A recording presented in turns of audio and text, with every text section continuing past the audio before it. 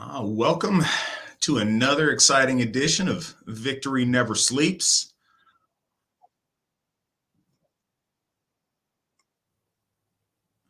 And you may notice I am on the screen by myself for the moment. We await Witan Svan joining us.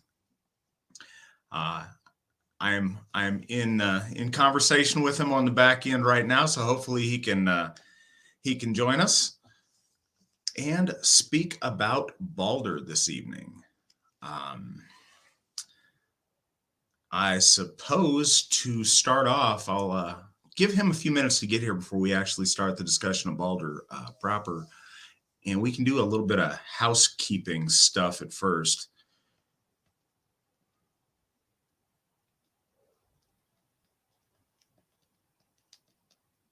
All right, cool. I just sent him a message. Hopefully he will be joining us. Anyways, I had the privilege of attending Feast of the Einherjar in Oklahoma this last weekend. I actually headed out for that not too long after last week's broadcast. And what a fantastic event. Folk builders Melissa Mills, Nathan Erlinson, and Ashley McStalker did an amazing job of hosting that event. It was spectacular. We were at a beautiful camp, great people there, powerful rituals, and a great chance to meet some folks that I haven't gotten to meet before, and to reconnect with some people that I haven't seen in a while. So it was a great weekend, and I appreciate all the effort that went into putting on that event. He says he'll be here in just a minute, so Svan will in fact join us. What else? What else is news for folks? We're one more week into the purchasing Sigerheim process. We are at the cusp of something really great here. You guys have been extremely generous thus far. As of today, we've raised 15.2% of the down payment amount we were targeting, which is great. You guys have been awesome, and we're continuing to move forward on that. Those of you who are curious about our progress on Phrasehoff, we are so there's a couple of steps I mentioned in order to get Phrasehoff, and I wanted to clear something up beforehand. I heard that there is some confusion or some questioning on whether Sigerheim is going to take away from the effort to get Phrasehoff, and it's not. The way that we've budgeted for this and planned for this, they're running completely separate. Our Hoffs are going to continue in the same order with the same emphasis that we've always put on them, with Phrasehoff coming in its time when it's, regularly scheduled to, and then it will be at Sigerheim, but Tiershoff is running completely independent of Sigerheim, and that'll happen when it's regularly scheduled to in our rotation of Hoffs. So Sigerheim is being funded in a completely different way by completely different section of our budget from that. So the two things are in no way in conflict. But yeah, so you guys know where we're coming from on Phrasehoff. First step to get Phrasehoff is we need to pay off Njordshoff. We are 40.2% paid on the value of Njordshoff, which is fantastic. We've got to pay off the rest of that before we can consider Phrasehoff. And yeah, that's going really well. One of the other benchmarks is raising our overall AFA revenue, and it looks like we need to raise that by just about 15% at this point to get to where it makes sense for us to get Phrasehoff. So we are well on our way. $25 from Michael. Test message, new to Entropy. Hail Baldr. Hail to you, Michael. Thank you so much for your donation. We really do appreciate that. So great. I'm going to answer some of these questions I'm getting until we get Svan on here. Keep in mind, guys, join me on Entropy if you would like to participate in Super Chat, or if you just want to throw us a few dollars here and there. We always appreciate those, and they go towards accomplishing the things I just spoke about. Got a question from Shay. Good evening. I'll share your Gothi Flavel. What was your favorite part of your visit to Oklahoma for the Feast of the Einherjar? We loved having you out and look forward to next year. Well, I look forward to next year also. It was fantastic to meet you guys. Man, what was my favorite part? Truly, I think my favorite part was getting to meet folks like yourself that I haven't met before. I oathed in 3 new folk builders down there. For those of you who may not know, Thomas Isaac Gleason, Justin Day, and gentleman who asked the question, Shay McCurdy. Known all of you guys online for a little while now, but it was great to actually get to meet you guys and talk to you a little bit. And I think that was my favorite part, was getting to meet folks that I hadn't met before and make those friendships. One of our new apprentice folk builders, Allie Clausen, asks, can you speak a little bit about the photos from Einherjar Bloat? So powerful. Yes, and I hesitate on some of those because I don't want to cheapen it. Those of you who may have seen those bloat pictures may notice a blue light phenomenon thing that occurs in several of them. And it's very, very similar, certainly in shape, color, and behavior, as a similar thing that we experience very often in photos from bloats at Odenshof. And I don't want to jump to conclusions or put more behind it than there is, but it appears on many, many people's cameras in different ways, different places, and different times. And I think it definitely shows that something's going on and that the bloats are being well received and are effective. And again, I don't know about cameras. I don't know if there's some kind of anomaly out there that accounts for that, but I think they're extremely impressive to say the least. And those of you who haven't seen those pictures may want to check those out on our various media. Here he is. Witan Svan has decided to join us this evening. Thank you. I appreciate that. Welcome, Svan. How are you doing? I'm doing well. Running a little late from work, to say the least. It happens. It's not too bad. So this week, we are going to talk about Baldr. With these first episodes on our series, you guys hear, no idea what that was in the background. Svan's got a train going through his house or something. Oh, you'll have to excuse me. That's the jets flying over. Apparently, Svan is coming to us from an airfield. Yeah. Anyways, as I was saying, these first gods, we're fortunate enough to be well in the way of building very good relationships with them, with our Hofs. And that's a really special thing that we get, like I said, with these first 4, and that we'll be building with the rest of them as time progresses. One of the special things, one of the fortuitous things I think about Baldr and his Hof is the way that light plays into that Hof, the way that he's lit, the way that Svan conducted just how the lighting fits into his mural, and the really special light effect of that place after sundown because of its very beautiful stained glass windows on the side. The light emanating from that building, from that Hof, is really beautiful. And the idea of shining, of brightness, of nobility shining for the world to see is such a powerful part of Baldr. And I think it's really exemplified well at his Hof. I've got a comment from Tyler along with $15. Thank you so much, Tyler. We appreciate it. Good evening. Hope y'all are doing well. Excited about the conversation on Baldr tonight. Hail. Well, hail to you and hail to the folks that are being generous this evening. We really appreciate it. Svan, where would you like to start telling people a little bit about Baldr and starting that ball rolling on conversing about him. First and foremost, I think the mystery of Baldr is in, I think, our lore, and the lore that we have that survives is what makes the most mysterious, kind of misplaced ideas behind Baldr.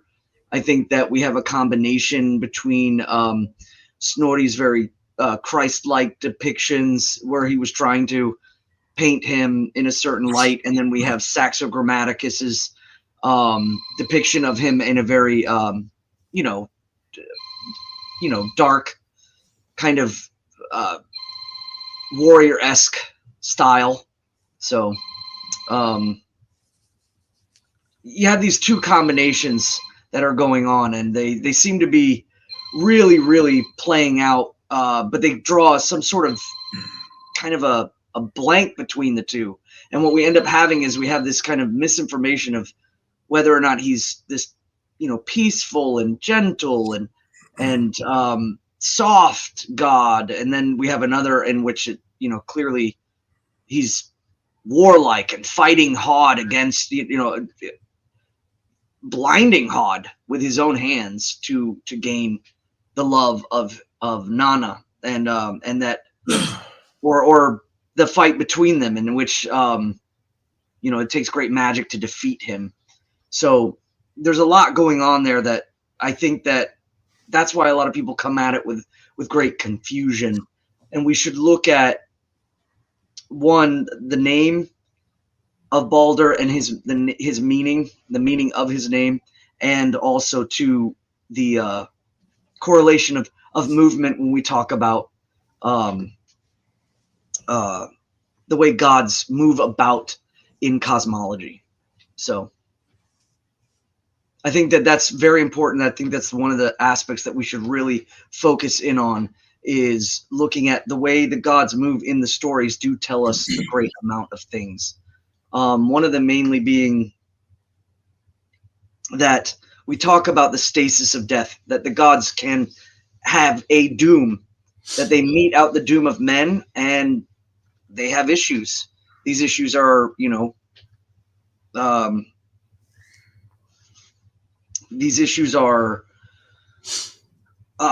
point of their being, the fact that they can move forward, the fact that they can, they're posed to a doom, and that doom drives them forward. It gives the gods purpose. It gives the gods and our relationship with them purpose. I think it's more purposeful than even the later myths, the stories, Snorri's, Saxo's stories written down. I think it alludes to it even greater than what we could possibly even imagine. People have a tendency to wonder, like, why would you even honor a god that's in a chthonic state of the underworld? And I think that's all the more important that we do. So I'd like to make a couple of notes here, because I think you bring up a point, and it's something that I've commonly heard. One of a couple of times I've heard this said, why make a temple to a dead god? And there's two ways to go about the question. We've mentioned this before on here, but I believe that our myths take place in mythic time. And I believe in the cycles of our faith, in our myth cycle itself, all of the elements of our myths have occurred, are occurring, and will occur. And I understand that, with the very temporal existence that we all live, it's hard to relate to that. And I think that's one of the reasons that our myths are portrayed in a chronological sequence. But I think that mythic time and the time of the gods functions differently than the time of man. So I think that, whereas Baldr is alive, Baldr is in Helheim, and Baldr is resurrected are all true and are all simultaneous. And if that's too much for people to bite off, let's assume for a second that we are currently positing that Baldr is in the realm of Hela right now. If that is the case, why would that make him any less of a god, any less living, any less capable of participating in that gift cycle? Because the gift cycle is the basis of our worship in general. And if we believe that that applies to our ancestors, and certainly we do this time of year, many of us do desubloat and alpha bloat to our female and our male ancestors. We believe that they look on from beyond the veil, and we believe that they can give us blessings and interact with us in the world that we're in. Certainly that same rule would apply to a god who is in that state as well, would it not? And so I think that the question is kind of moot, but it's interesting to think on. If our ancestors hear us and reciprocate to us in a state of death that we know is a thing, then certainly if that's where Baldr finds himself right now, which is an if, then certainly he can still participate in that gift cycle with us. But as I said earlier, I think our gods and the series of myths all exist simultaneously in that mythic time to tell us about those gods.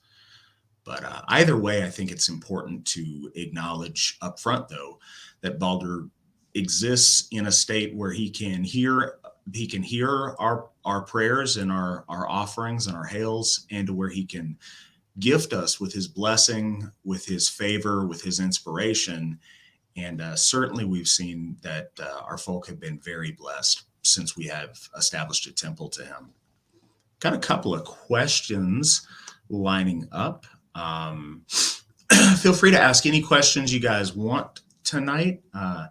Absolutely about Baldr, but also about anything you might like. A couple of questions coming up from Monk. What are the responsibilities of the priesthood in the AFA? Responsibilities are many. Svan, go ahead and tell him a little bit about those, and I will fill any extra holes or add anything to it that I might need to on the other end. Well, first and foremost, I think all Gothar are poised to uphold duties, and those duties could range from multiple things. If there is a Hoff involved around one or many of the Gothar, then they are to maintain that Hoff and to allocate scheduling, and in doing so maintaining service and giving gifts. But also too, that of course involves deeply interconnecting with the people around the Hoff, whether it's multiple kindreds, individuals, families. And then from that duty kind of begins to segue out into upholding thresholds, whether it's baby naming ceremonies, whether it's or name fastenings and coming of age, weddings, and of course funerals.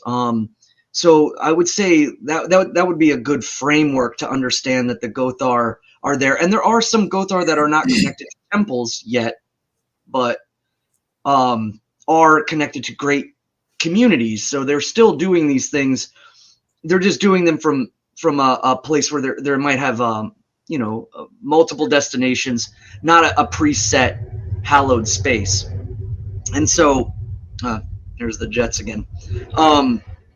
The other thing is counseling, and providing advice, or even rectifying issues can sometimes be a place, I think, where Gothar are involved, in which we're speaking predominantly from experience. We're not postulating what Gothar do. What Gothar have been doing this whole time. I think the AFA has a long track record of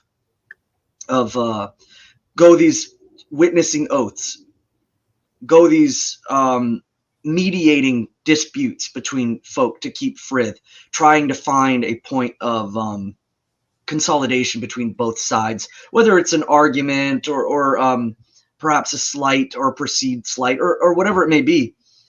I've also just counseling for families after death, and trying to preside over the I guess the physical remains of a person who is Asatru, but perhaps their family isn't.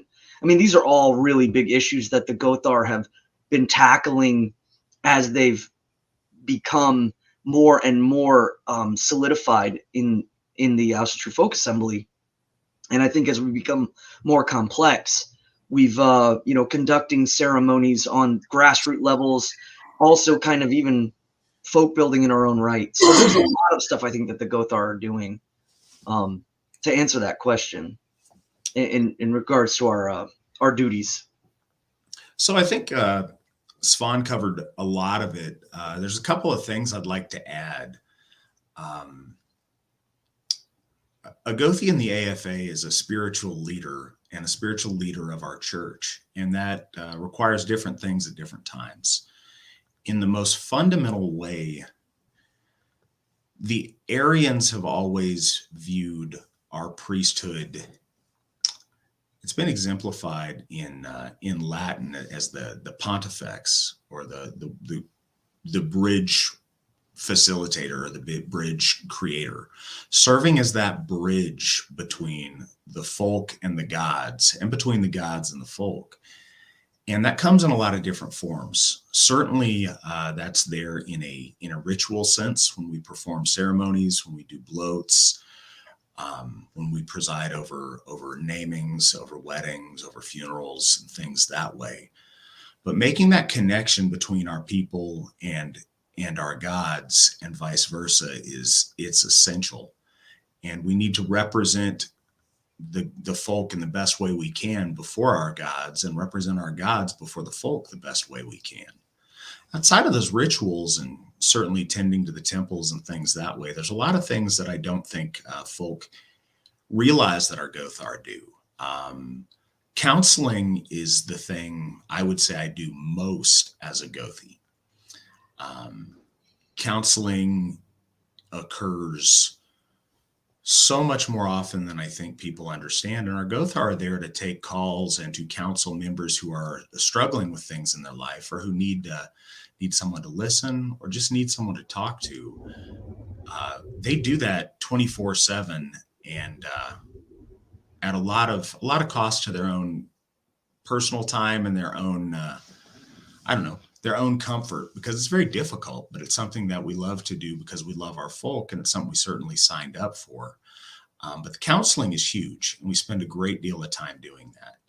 Also, our Gothar are in charge of running their district in the AFA, and managing the folk builders underneath them, managing projects and things that go on in that district, and all the behind the scenes work, making sure stuff goes in, making sure the social media things work right, making sure, all our tech things on the back end work as well. So there's really a lot that goes into it. One thing I think is very special about our Gothar is, because we've had so many different Gothar in so many different walks of life with so much different experiences, because we work as a team, we have a really deep well of experience to draw from. And so that allows us to help people in a different way, to be able to bring more experience and more knowledge to dealing with folks. And it's extremely important, and I'm very honored we're able to do that. 77 with a whole bunch of Qs asks, how many people draw a salary from AFA funds? Just me right now. I would love to get to a point where all of our Gothar are able to make a living being a Gothi, and take care of their family with that being their primary vocation. I'd love to see that. So far, I'm the only one who does. I get a salary. Right now, I get $1,000 a month. Allie asks, Thorshoff was supposed to be in Minnesota. You said North Carolina fits Thor better. Does Minnesota fit the idea and character of Baldr better than any other idea or place that was considered? That's hard to answer, because I think that any answer I give is going to be colored by the fact that that's where the Hoff ends up. So I think that, any my mind is going to make that fit to where the answer is yes. I don't know if that's the case or not. I don't know a reason that that's not the case. I don't think that that's necessarily the God that everyone in Minnesota would have chosen. But what I have heard is how proud those people are that that is the God of their temple, and how much that has brought them closer together, and how much since establishing that Hoff, they identify with and worship and have such a heightened relationship with Baldr, and how big of a blessing that's been in their life. But I think that's the only real honest way to answer that question. The next question I want Svan to take a swing at first.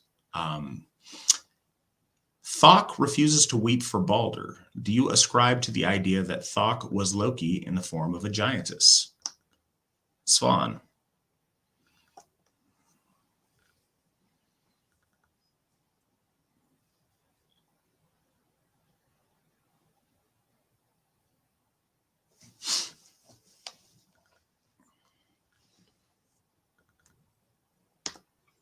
I cannot hear you, Svan. I hope everyone else can. I'm sorry. Yeah, I was doing that because of the jets. Didn't want the noise to go into that, but I do correlate the two because of the rise in the presence of maliciousness as it begins to metastasize in the kinslayer that is Loki. It's reference to that Thok will cry waterless tears when it is seeked that if all were to weep for him, and this again established earlier in Baldr's dream kind of correlates to the shape-shifting and the establishment that this is already going to take place without understanding the precedence of who's asking, in this case Hel is asking for all to weep, and it's not specified though. So the question does bear to ask, is this Loki? But there are hints to it in Baldr's drama, and it alludes to the ongoing succession of malicious acts that are taking place and continue to take place even after, leading up, of course, to the Lokasana itself and the capture of Loki and the binding of Loki. So I do ascribe to the idea that Thok is Loki in troll witch form, if you will. It follows in line with it all. It does, and I've never really had cause to question that. That's certainly always been my belief, and remains so. And I'm not sure what the reason to draw that into question would be. Katla asks, Matt, watched your video with T. James. I find it funny that atheists will ask what can get you to stop believing in the gods, but don't give a line that would get them to believe. I asked one atheist writer once after a talk he gave if anything could make him believe in a god, and he said, no, nothing. Have you ever had an atheist who actually gave a specific proof that would make them believe? I haven't, and I think that there's a couple of elements to that. I think that atheism is,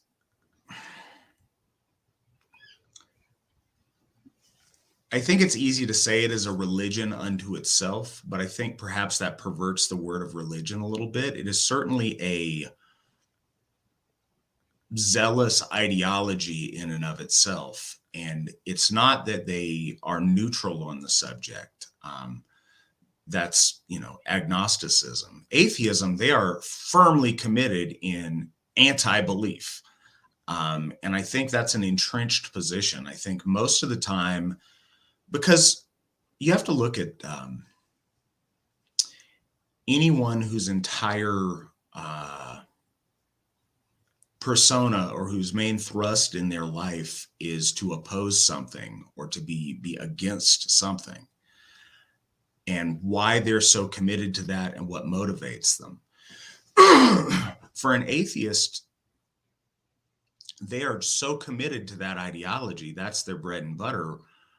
What would they do if they admitted to a position that would cause them to change their very strongly held belief in atheism? That's the gentleman you mentioned. That's his whole claim to fame. And I think he is so tied to that he wouldn't give an answer to that. I think and I say that, I'm sure there are circumstances in life that would dramatically change his opinion, but I don't think he's going to posit that. The other thing is there's an arrogance amongst atheists by and large. Certainly this doesn't speak to every atheist, but they wouldn't even consider that because they think any of us who are faithful are just silly. We're just silly people. Nothing could convince them that, our silly beliefs make any sense. And that's unfortunate. But I do think that if we're honest, that's the position many atheists come from. And the other thing is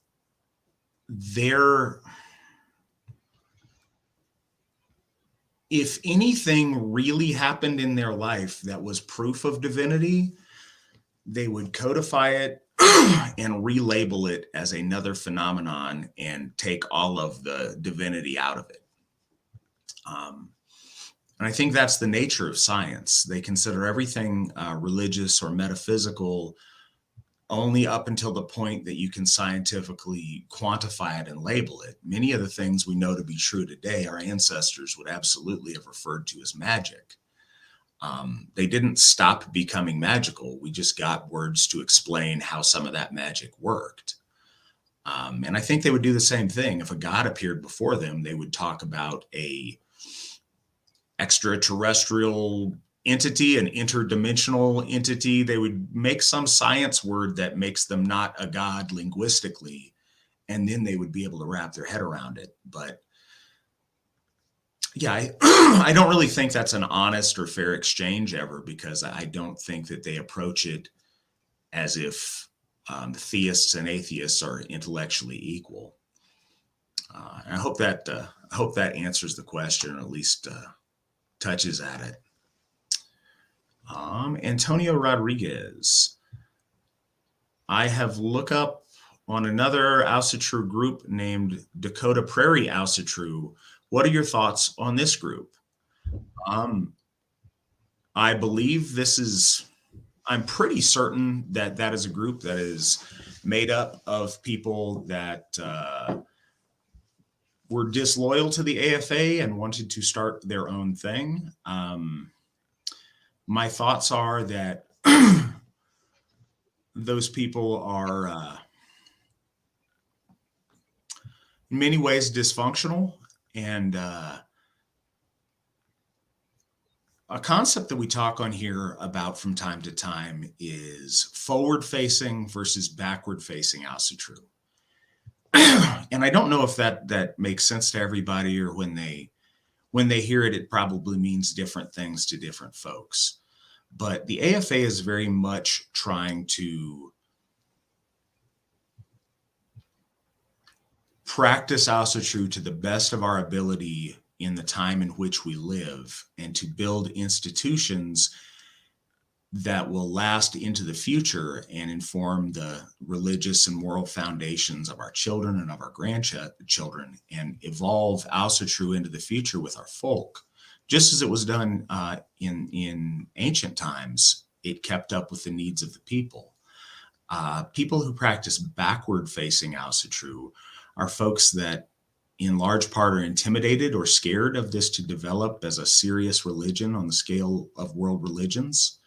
They are much more comfortable. It may sound like they're looking for Viking Age Asatru. They're not. They're looking for 1980s period Asatru. where it's guys in their backyard with camp chairs yelling really loud and everybody doing their own thing without rules or without structure. Our gods are gods of order and always gods of building, not gods of tearing down.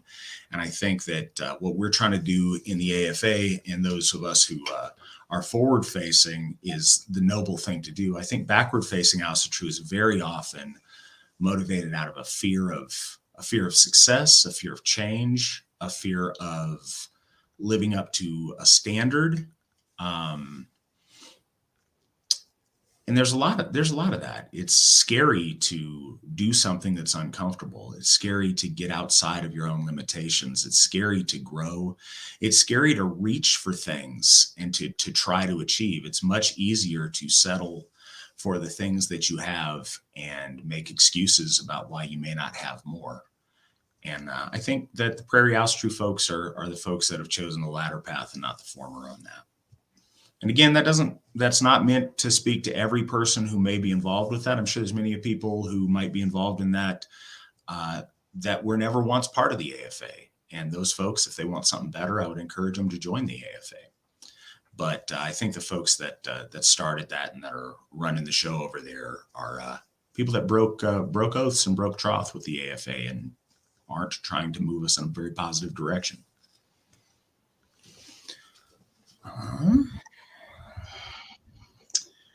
Nick asks, could the story of the gods throwing weapons at Baldr, knowing him to be invulnerable, and then Hod shooting the mistletoe arrow, regardless of Loki's influence and scheming in the matter, also speak a little on being foolhardy and under-concerned with consequences? What are your thoughts on that, Svan? Yes, I think one of the big things that starts to correlate throughout Baldr's drama and the subsequent events that follow do have cultural ties. I think that when the poets are speaking these stories, they're also trying to tie in a motif that would be understood by the audience. And so, yes, I think that the overall idea is that the foolhardiness is more or less a lesson to be learned, because many people could argue all the way down the line as to many things that aren't said in the stories. If Odin's eye is in the well, then why didn't he see this coming? If he did see it coming, did he allow it to happen? If the gods, why didn't he stop the gods when the gods were throwing things? Or it's an understanding of one, I think, a correlation of the story speaking to the audience, garnering an emotion, and definitely teaching a lesson. And that lesson, of course, is that even after the assemblance of oaths from all things and protecting Baldr, the overall gathering in the Fredstead and having fun at this moment, I think was and is a dynamic kind of scene to be set in order to really drive home what's about to happen.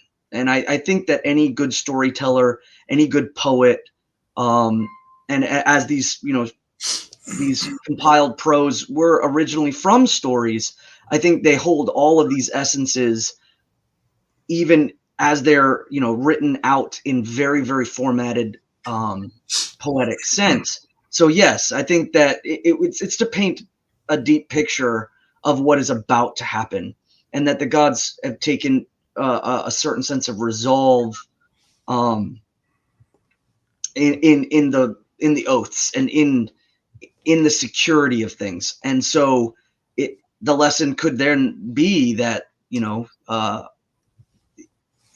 treachery can seep doom, and the way that it is meted out even towards the gods can be deeply intricate, and it's all emphasized in the foolhardy nature. The gods are laughing and joking, and even Baldr's kind of laughing and joking at this moment. This, I think, is deep theatrics of the story to really drive home it's a lull before the punctured death.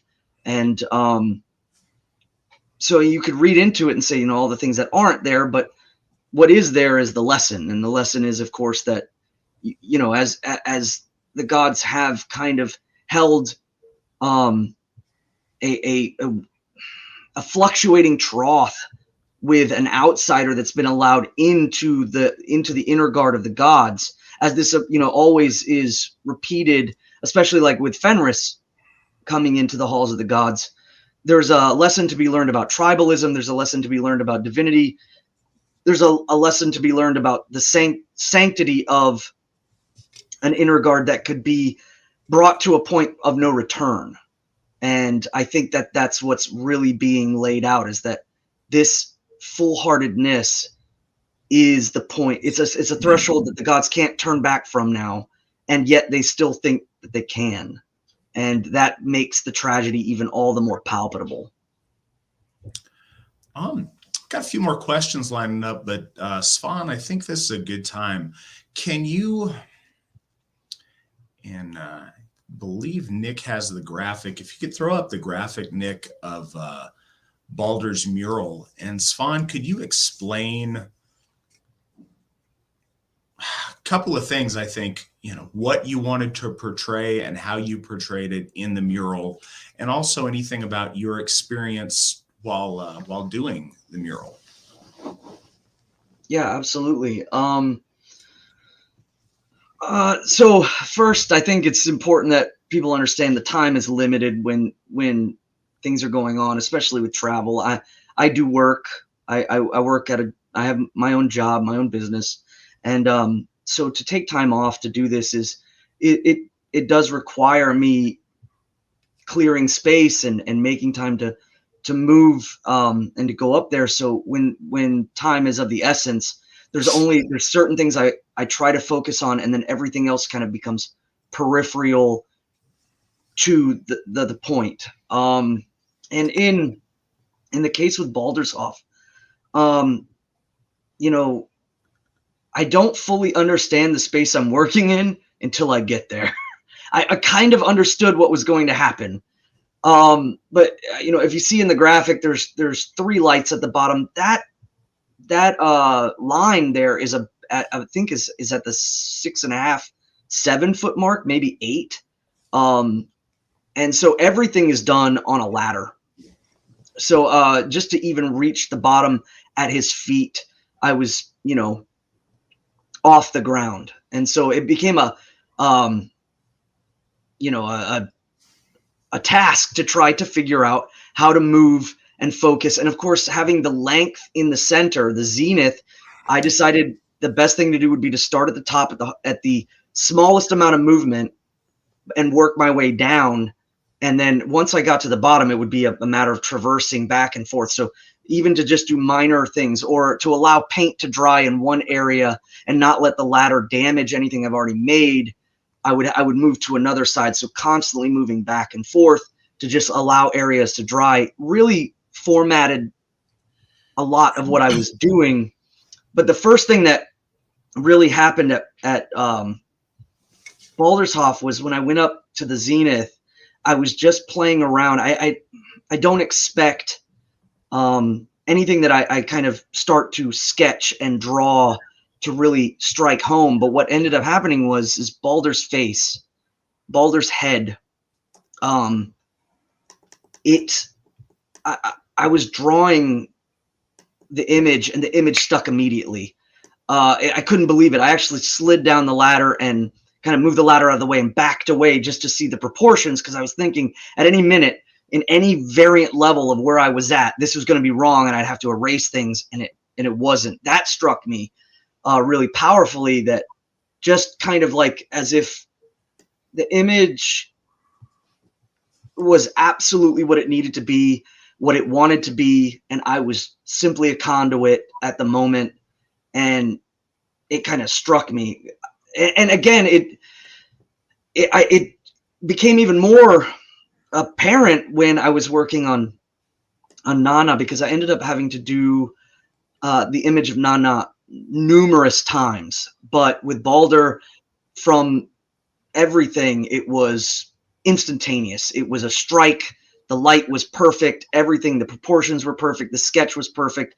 And I had to stop. I was like, I have to do this right away. So everything pretty much from the neck up was done almost in one simultaneous swoop. And that's what I wanted, but I didn't expect that at all. I was not.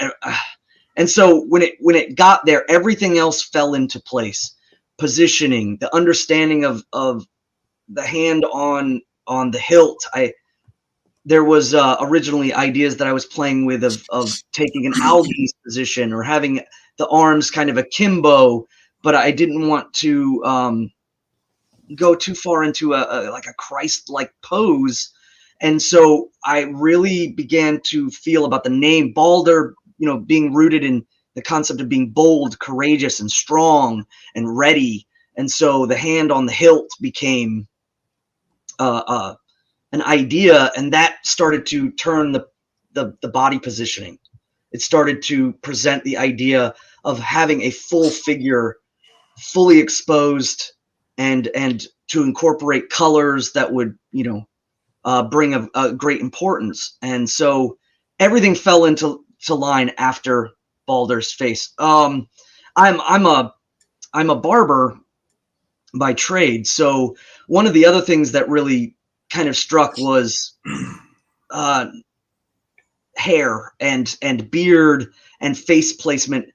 The Alzhirogothian and I were talking about positioning of eyes, where we wanted everything to be forward and upwards, and especially since everything is moving upwards, the aesthetic of the building, the light, everything is going up. So again, producing a face with the chin placed above the Adam's apple for me was a difficult task. I hadn't really tackled. A lot of times it's much easier to show a masculine figure with the chin down and preparing for something or moving forward, but the idea of looking up, and it just, I guess, proportions and understanding the aesthetics of the way hair and eyes, and that helped me out a lot. And it seemed, I'm trying to logicize that that's the reason why it all worked out perfectly, but in one swoop of that pencil, everything became immediate. And then it was just a matter of attaching a string and making the Sonnenrod behind his head. And once I got all of that kind of dark penciled in, I left it until the painting and just worked on everything else. And so, yeah, the timing, the use of color, the wanting to use the sky blue in correlation to the color of the Hoff, the wanting to use two wolves as that is the kinfylkja of the Hoff, but also wanting to use their position of being relaxed and being not aggressive, but more subdued, and to be subdued in a way that it would represent almost like a wild nature being calmed or in control by the forces of courage, the forces of devotion, piety, strength. And so that's what I ended up kind of playing with, especially if you look at Nana's horn, it's written in the folk futhark on there, devotion, strength, and piety. There's a deeper message there that I was trying to play with as well. Again, also too, in our religious culture, the Givyas have a great importance and significance in holding horns. All Aryan mythos of the idea of the feminine giving over the goblet, giving over the horn, giving over the cauldron to the warrior, to the hero, to the god of deserving might, was all being played there. That's why, the imageries were chosen, and of course at the same time having Nana having one hand on the wolf as a sign of that devotion, piety, faith will ultimately guide the ferocious nature, the drive, the will to victory is tempered by or I guess would be yeah, tempered's a good word. Tempered by the feelings of understanding the gods, trying to become one with them, trying to understand their place, and our places together through devotion, prayer, and uh, acts of giving. And so, along with that, just after that was basically I tried to figure out where Baldr was, where Nana was going to be. She had shifted on both sides, and again working with the triangle shape, that was very difficult. And then of course wolves. I admittedly I critique myself on my drawing of animals and things, and especially fur, and trying to get that medium with paint, as I'm not traditionally a painter. All of that stuff was very, very frustrating, but it all didn't matter because that the first part was made and it was done. So it was like, you can do this. The rest of it you can do. And so I just, kept pushing through until finally at the end, when we got everything settled, I started to build in the landscape. And normally I do landscape first and then build everything. So that was an interesting thing of it. There's also one thing that came about during the drawing that I thought was very interesting.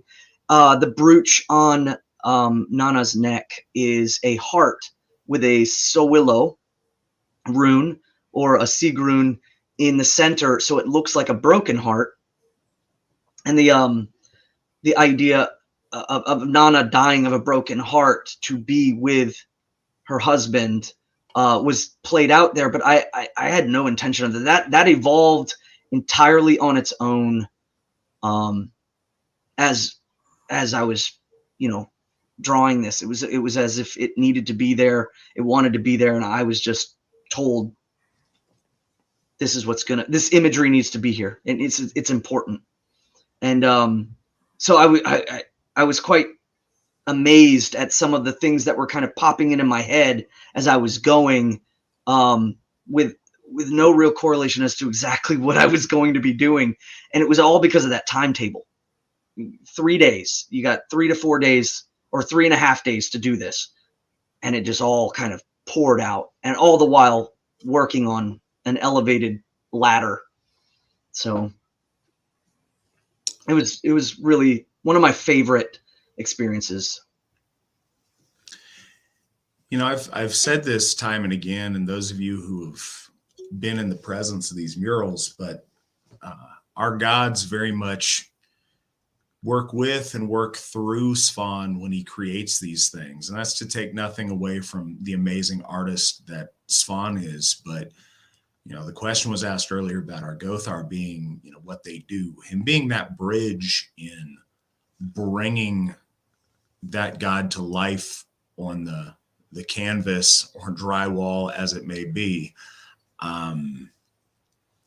It really is a profoundly magical act. I love the mural, and one of my favorite part of it is that shining face and head of Baldr looking upwards. It's a constant inspiration for us to always look up, hold our heads high, be our best selves, and look towards moving forward and moving up.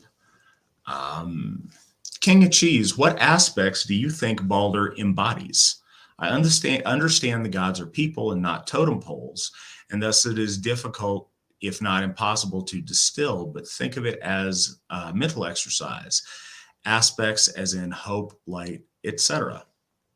Svan, what aspects do you think that Baldr most embodies? The folk soul. In a way, I've always correlated Baldr as being, of course, the son of the god of consciousness, of the consciousness of the folk.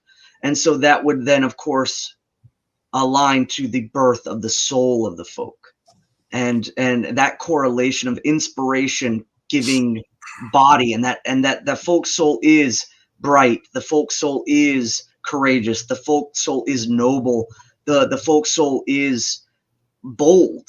And so Baldr and Haldr or Hod kind of, I think, give a portrait of the understanding that there is a the bright side, that which we strive for, and then that which is behind us, that which is in the deep recesses of us. So I think the polarization of the two have a deep representation towards the folk soul and what they both represent, whether it's blindness or rage or anger, correlations to battle, and then of course brightness, complete sight, and of light and of the future.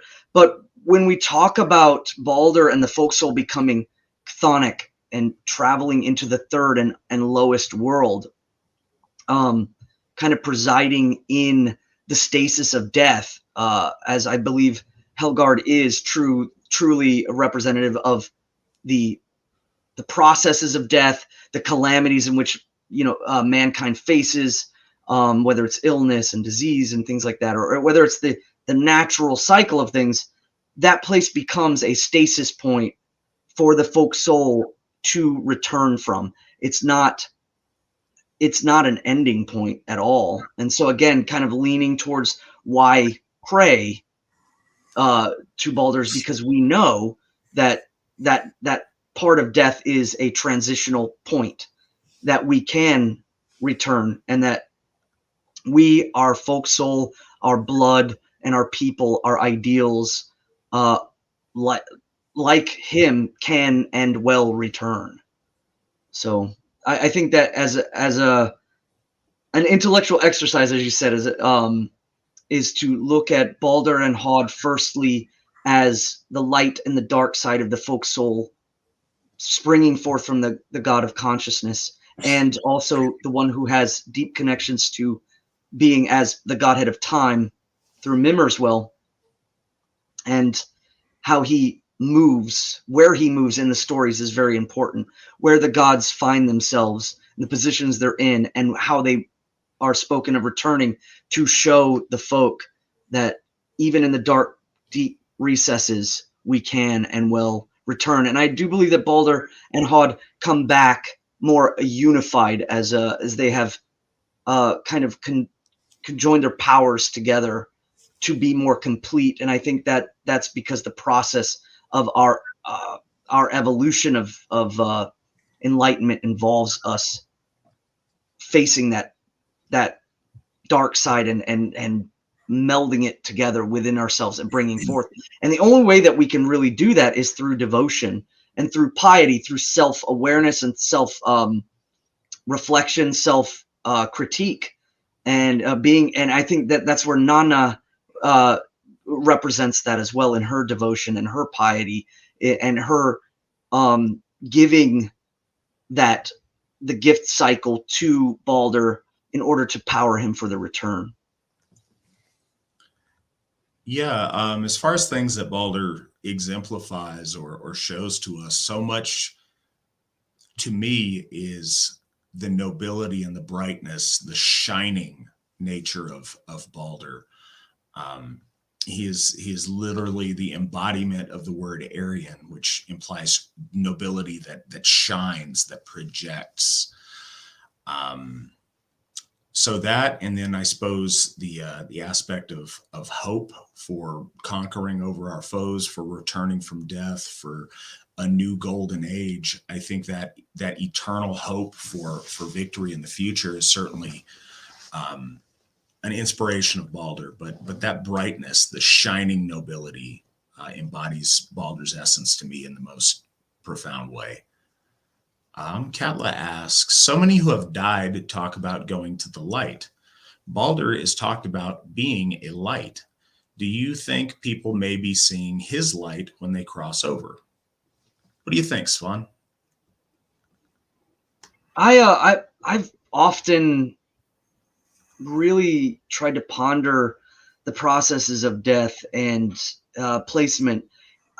Yes, if Helgard is a transitional state of death, and in the stories represents a lot of the breaking down. When we talk about the processes of dying, going through Nipa's cave in the hillock in the north and downwards, and into the chthonic realm of a time that, or a place that is beyond time, where time doesn't even really truly move. This process of passing through again is a reconnection. As we die, our soul becomes part of the folk soul. So seeing a light, or understanding that light, that emergence between the individual layered soul as it peels itself apart and it stands before its, the individual's ancestors, and gains admittance through the passage of death into the realm in which Baldr resides, I think is a mythic story of connection between the individual soul and the folk soul. And so, yes, in a way, I do believe that the light that we're referencing to is part of the dominion and power that that Baldr has, just as much as we could look at it in other ways. Like to give an example would be like when understanding, say, the fervor of poetic or music, when there's a sudden gust of inspiration that's beyond even the comprehension of the performer or the audience. When we talk about battle, confusion, and in the midst of battle, we're not understanding things, and there's this kind of ecstatic state where everything, time slows down. We can clearly associate these kind of feelings and situations with Odin. So likewise, we then could apply that to the dominion, or understanding the dominion of the other gods. And I think in this case, death and the return of the soul to the folk soul, to the overall collection in that light, would then be Baldr's dominion. So if we could correlate one to the other, I think it becomes pretty easy to see. Yeah, that's my take on that. This is the first time I've ever really thought about that, but the idea of Baldr's light being that light at the end of the tunnel, that light on the other side, when people have near-death experiences. I'm not going to say it is, but that would certainly be beautiful if it was, and paints a beautiful picture. What I do think is true in either case is it's of the same substance, that Baldr shines with that light. I think that light of holiness, that light of shining glory that our gods embody and project and manifest, is the same stuff of the light that folks see when they pass, and when they're going back to their ancestors, or perhaps even when they're ascending. I think that heavenly light is what Baldr emits. I don't think he's the only source of that, but he is so full of it, and so overcome with it, that he literally exudes it. And I think that holy light is what is seen beyond the grave, and is what Baldr perhaps most embodies and projects. Yeah, when we talk about death in the sense of the stories, there's this process that goes on that is described, the traveling on Hell's Road, going through Nipa's cave, passing by Garm. These are, of course, deeply Pan-Aryan, structures that happen in stories, in which we do have a threshold that we have to pass through, and that threshold in the process that begins and ends with admittance. Of course, people who are not admitted to cross the bridge are then given to tread low and in the shaded banks and to cross Gjol and Sleeve and get to Naustrand, and they're left there only to return as some sort of transformed processes, because they've been denied by their ancestors to be admitted into the process of the returns that can come from that, the ascension that can come from that. So we have that light as like a beacon through the process of death, which I think in the stories is told in the story of us walking, of traveling, of the idea of us having our ancestors having the shoes that are to be worn upon being burned or buried, so that the trek, the symbology of that culturally is to show that the processes of death has an end point. And I think that Baldr does represent that beacon at the end of that process that we have to go through.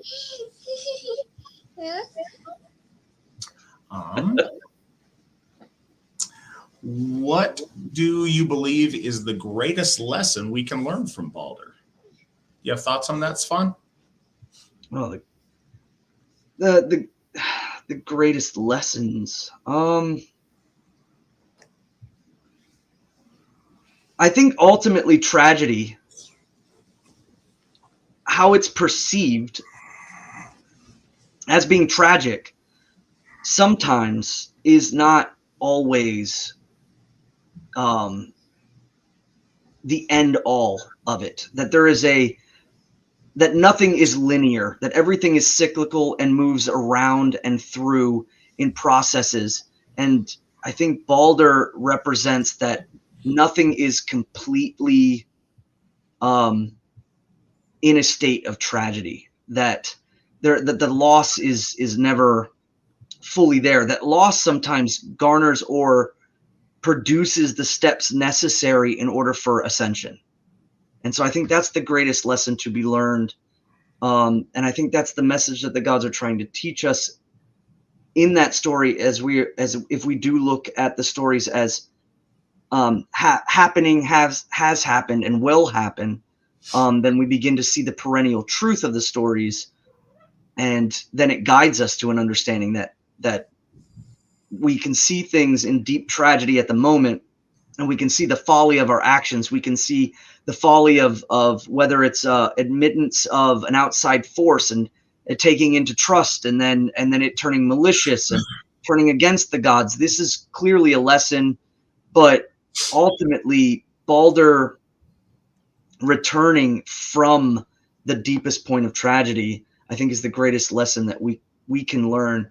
And it's not necessarily a point of like oblivious hope, as it is an understanding that processes happen. That I think that the gods themselves see both the good and the bad, or at least the perception of good and bad, but also understand the forces of positive projection and negative retraction, and how these waves can affect the future, and how they can establish the stage for more ebbs and flows of joy and tragedy. It's a deep and ever reminding tale of the fact that we are connected to the ebb and flow of Orlaw, or the ebb and flow of Weird, and that we must bear that in mind at all times. Yeah, I think the lesson of let's just switch. Sorry, my daughter turned my light off as a parting gift as she ran out of the room a second ago, so I had to have Mandy come correct it. Yeah, I think the lesson of Baldr is that hope, and like Svan said, not just a vain hope, but an assurance that things come around, pendulums swing, and if we stay true and if we shine with that nobility, that golden age will return, and will return again and again and again. The idea of, and I've tried to explain this before too, it's very easy for us to see things in two dimensions and see a cyclical relation to things, but cycles build upon one another. And what I think is more true than the cyclical nature is the spiral of elevation, or if we do poorly, of degeneration.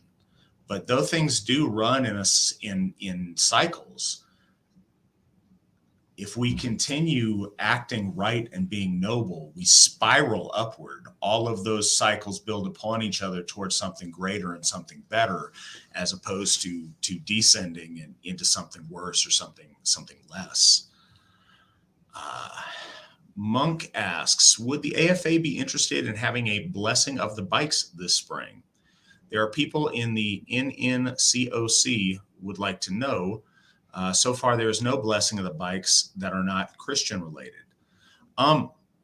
Sure. I don't know very much about that. I'm not sure what that acronym stands for.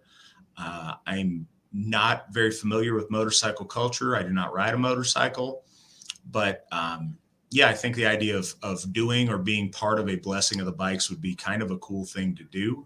I'd have to know a little bit more specifics about exactly what that looks like. Um, what is Nana holding in the painting, Svan? Oh, a horn, a white, gray, and tan horn. And to be honest, the inspiration from it is at the Hoff. There is a horn there, so I try to replicate the colors. I try to replicate the texture, and then I added some golden elements, and I wanted to convey some message of what the horn represents, which I believe is the receptacle that receives the devotion, the piety, and the strength of the folk from the middle, from the middle world, from the middle plane, as we give our devotion, strength, and piety towards Baldr at midsummer, and we pour ourselves out. It is being received in the horn that Nana carries, and then she bestows it upon Baldr, who then replenishes himself. And whether this could be read as again, if we're talking about a mental exercise of the cycle of devotion or the cycle of replenishing the folk soul, as the this happens quite a bit. The Nornir, they wash the root at the base of Yggdrasil with the waters from the well. This too is kind of a watering of the folk soul. And Lawrence, I apologize. We have a monetized question over on the side that should have technically come before this one. We will shuffle you in right now with 10 Canadian dollars. We really appreciate you, Lawrence. You're on here just about every week, donating and asking questions. Evening, gents, and bless your hearts. A newbie question, not Baldr related.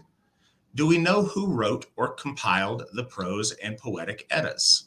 I thought I saw somewhere there was Judeo-Christian influence in these works, but I can't remember where, and I hope it's not the case. I don't trust anything. Svan, go ahead and take first crack at this. Yeah, it's to be understood that think of it like a scattering. The poetics that were in Iceland were either written down, memorized, or predominantly written down by that time, but in smatterings. There was also it was a collection that was brought in which Snorri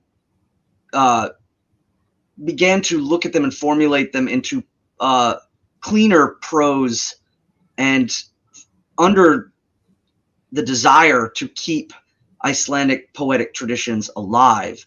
So he's not the creator of the stories as he is the formulaic component that brings it all together. Now there is clear influences. I would say there is a smattering certainly of Christianity, but there's also a great smattering of Hellenic ideals that are also brought in.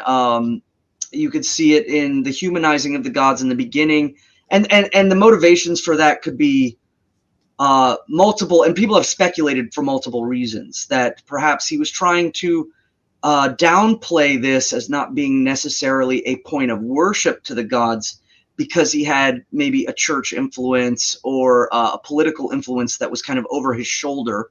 So he was placing this as a safety net so that it wouldn't be ultimately shut down or canceled in that sense.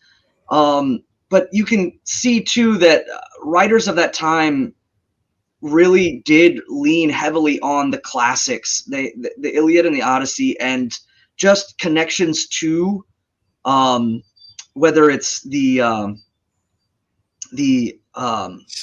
connections to Troy, connections to Rome, connections to Greece, whether it's in format and things like that. You could definitely see a lot more of that than I think you see the smatterings of Christianity. In involving Baldr, though, you definitely get this Christian aspect of his correlation to Baldr, with kind of a Christ-like figure.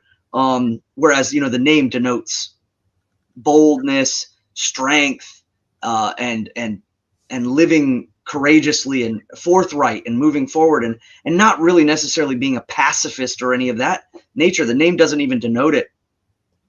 So, it's a matter of reading it into the stories that were compiled and formulated, and understanding that there may be parts that were placed in to create congruity. There's also huge skips and kind of like where there's basic concepts that are written down in one story are lost in another, or not glossed over, or not fixed, or not even compounded upon, whether it's the correlation of, say, the necessity of a god having family, or having a father and a mother, or an origin, or things of that nature. There's familial ties that are emphasized heavily, but then kind of loosely let go on other gods. And so I think you find that there is, during the compiling, an attempt to make it flow very much like a Hellenistic poem, and has a lot of influence from that. And then I think Christianity's secondary to that. So the good news is Hellenicism is an Arian branch, so there is a kind of, I think there's a lot more an Arian aspect that we try to write off as, this might not be very Nordic, this might not be very late Viking period, or using the word Viking during that time is kind of funny, but because it was well after that period to begin with. But certainly there was some influences, I think more so with an attempt to make a Hellenistic style great and grand connective story that was pulled together from multiple sources all over Iceland at the time, well after the conversion.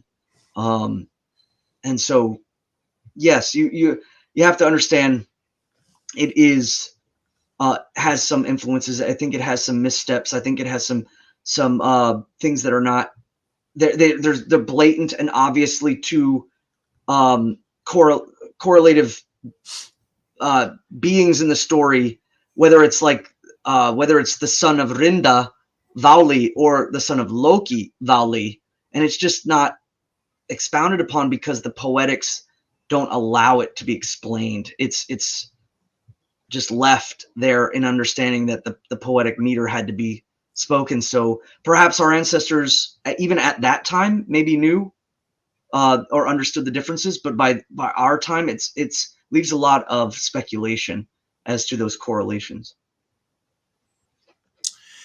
It's a very complex question.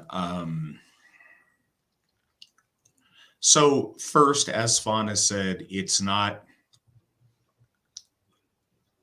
like Snorri sat down and decided to make up all these things. It was a compilation of oral tradition and perhaps written tradition that was available to him to codify, to put down, to make work in the right meter. And and I think that was the major effort. I think it would be dishonest to suggest that there's no possibility that any Christian themes or anything had any overlap. But I think what's very important to take note of is how European Christianity differed from Middle Eastern Christianity, and the extent to which, not that our lore was Christianized, but that Christianity was Germanicized and paganized. And you see that throughout all of the cool things about the Catholic Church. All the things we don't like about the Catholic Church are the authentically Christian elements, and all the things that are awesome are the European pagan elements.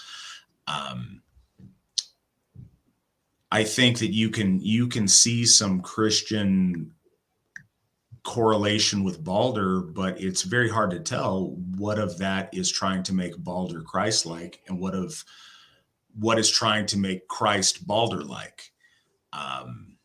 And I think there's a lot of that interplay back and forth throughout all of the culture for hundreds and hundreds of years in Europe. Christianity itself, even most of the themes found within the Bible, certainly within New Testament scriptures and stories about Jesus, are very much borrowed or very, very heavily influenced from other pagan traditions, often Aryan traditions that found their way in. So I'm fairly unconcerned about any Christianity sneaking into our lore. I think our culture at the time that was written down was very strong, and I think that the bigger influence has been the way that our lore has affected medieval Christianity that plays out even today in some elements of the Catholic Church. I wanted to bring up one point. Gothi. Woodside Wanderer made a point, said mistletoe is parasitic to oak. And I wanted to talk about that for a minute. I think that, and I've heard this quite a bit, and I wanted to lay something out there on the table for people to ponder about. I don't think our ancestors knew that it was a parasitic nature. I think that what they saw was that they viewed the mistletoe as being a polaric power in juxtaposition to the oak, much like the oak symbolizing strength, symbolizing power, connection to vitality and to life, the long lastingness of it. And inside the boughs of the oak tree live the slight and slender green mistletoe. And so that correlation between the hard, the unmoving, the strong, the deep-rooted, and ever long-living oak, and then this soft inner plant is kind of being seen as like the soul of the oak. And even though the oak dies in winter with the leaves, falling and breaking off, yet still through the branches or the dead tree of winter, you see the soul. You see the true heart of the oak, and it is this soft but very powerful plant. And so I think a lot of the mystique and power of the mistletoe in relation to the oak, or to any tree in reality, I think was not lost on our ancestors. And they correlated that again to the idea of Baldr being just as much the folk soul or the soul of the people, as also to being the soul of the gods. When the body, or when the winter time comes, when the darkness, when the cold comes, there is the evergreen and soft and ever light, and the white berries of the mistletoe that reside there and are when life returns again is obfuscated until death comes. So I really wanted to point that out. I think that's a good point, and I've heard a lot of people talk about it, and I really wanted to share that thought that I had on that. I have a question from Sarah. I apologize if this has been talked about already. Could you speak of Nana and the lessons the folk can learn from her story? Svan did touch on that earlier, but I think he may have some more he wants to say. Can you speak on that, Svan? Yes, I really do. In my personal belief, and I've been Asatru for many, many years. I've always associated the dominion of Nana, or at least perhaps the dominion in which she sits and emanates that power. That power that she emanates is devotion. That power that she emanates is piety. And the idea of the placing of oneself in a position of helping to bring forth, I think, overall the power that we give in devotion and piety to the gods. She represents an Aryan framework of the maiden who bears forth the horn, the maiden who bears forth a power that is designated to a masculine power, and that power projects power into the world, whether it's light, whether it's will, whether it's action. This constantly is being reinforced in almost all Aryan myths, that there's this moment of the receiving of or the bestowment of power from a feminine force to a masculine force, and that masculine force then takes power into the world or projects it into the multi worlds, or even into fate itself. So I think she represents that, and I think she represents ultimately what we're trying to achieve. I think what we find ourselves sometimes battling with is at the inception of the new reconstruction or reemergence of Asatru, is that a lot of folks are starting to show those signs of that they're moving away from a posturing sense of will into the world. They have created space for us. Our predecessors have created space, and we continue to create space. But now we start to really reflect on what the deeper points of that, what that replenishes, what that brings forth, and that can't just be always projection. It has to be about being willing to receive and to give devotion and piety. So I think she represents that. Before we continue on, I forgot to mention, I believe this is week 2, maybe week 3, that we are also broadcasting on VK and on Odyssey. We're also, we have been doing this for a little bit. We're broadcasting live on Twitter right now as well. So if you know people that use those things, perhaps instead of this, please let them know they can get it there. Also, for anybody on here that ever misses one of these or wants to listen to replays in a different format, know that this does get released every Friday as a podcast on Spotify. So make sure you check those out, or you can have, friends of yours or anybody else you think would like to listen to these, check that out on there. Have a question. What are the AFA's position on our God's representations in art? And I think that Svan can give a really good answer to this. I forget what we called him, but we came up with a little name for it too. He's kind of our art guy that directs our devotional artwork in the AFA. From where I'm sitting, couple of thoughts on it. We certainly want our gods to always be portrayed in a respectful and a reverent way. Art is so subjective that undoubtedly people are going to compose in a medium and in a way that speaks to their soul and speaks from their soul. I think that's a good thing to do. What is a convention in AFA art that we want to do is represent our gods with that 12-spoked sun and rod behind their head as in a golden fashion, as a halo representing their divinity. That's an important feature.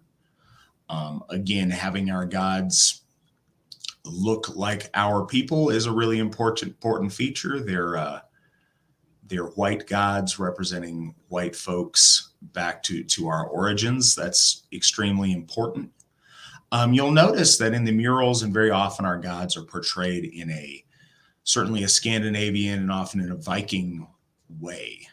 And that's one of the, though I talk about dressing nice to ritual and I talk about the modernization of many things, I get it.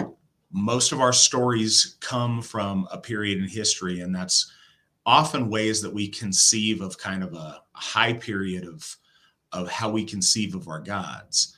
But I don't think it's inappropriate for them to be represented in attire of a different age or a different time that's relevant to our people. And I don't think that's heretical or bad. I think because the stories draw images from the time that the stories were spoken and certainly codified, that naturally makes us have that picture in our head as the easiest to come to envision our gods. But I don't think that it's wrong to portray them a different way. The other thing that certainly in AFA official things I want to do is to base our gods. I'm trying to think of the best way to say this that makes the most sense. But Svan has pioneered what these gods look like. From here on out, the Odin that's in Odin's is the Odin that's going to appear in AFA art in different settings, doing different things, maybe wearing different clothes, but that look, those facial features, that appearance is how the Allfather has appeared to the Asatru folk assembly through Svan. Same with Thor or Baldr or Njord at this point. So those core characteristics, as far as hair color and facial structure and things that way, I want to see continued in our artwork, because I think that vision is a part of the connection that we're building with our gods. What do you have to say on the topic of our position on the gods' representations in art, Svan? Oh, first off, when you speak on it, it kind of definitely hits me like a ton of bricks. This kind of weight of wanting to make sure that it's done in a way that, I mean, to have these godsteads being talked about as representations of the folk through, I can't explain it. It's extremely a heavy and not a bad feeling, but just the gravity of it just hits me really, really hard. I think that, when we talk about the gods in representation, whether they're in symbolic form or whether they're in form that reflects our people, and I think that all people all over the world do this. It'd be very strange to see a Shinto representation of the divinities that they prescribe to as being not Japanese. So, I mean, that's clear. But yes, like what you said, in a different time, I think it would be completely applicable. And I think even our ancestors did it at the time when they were drawing the gods, when they showed pictures of Odin carrying, like, a Grossmesser style sword, or a single-edged kind of falchion style sword that was more popular at the time. The clothing was more of the immediate time.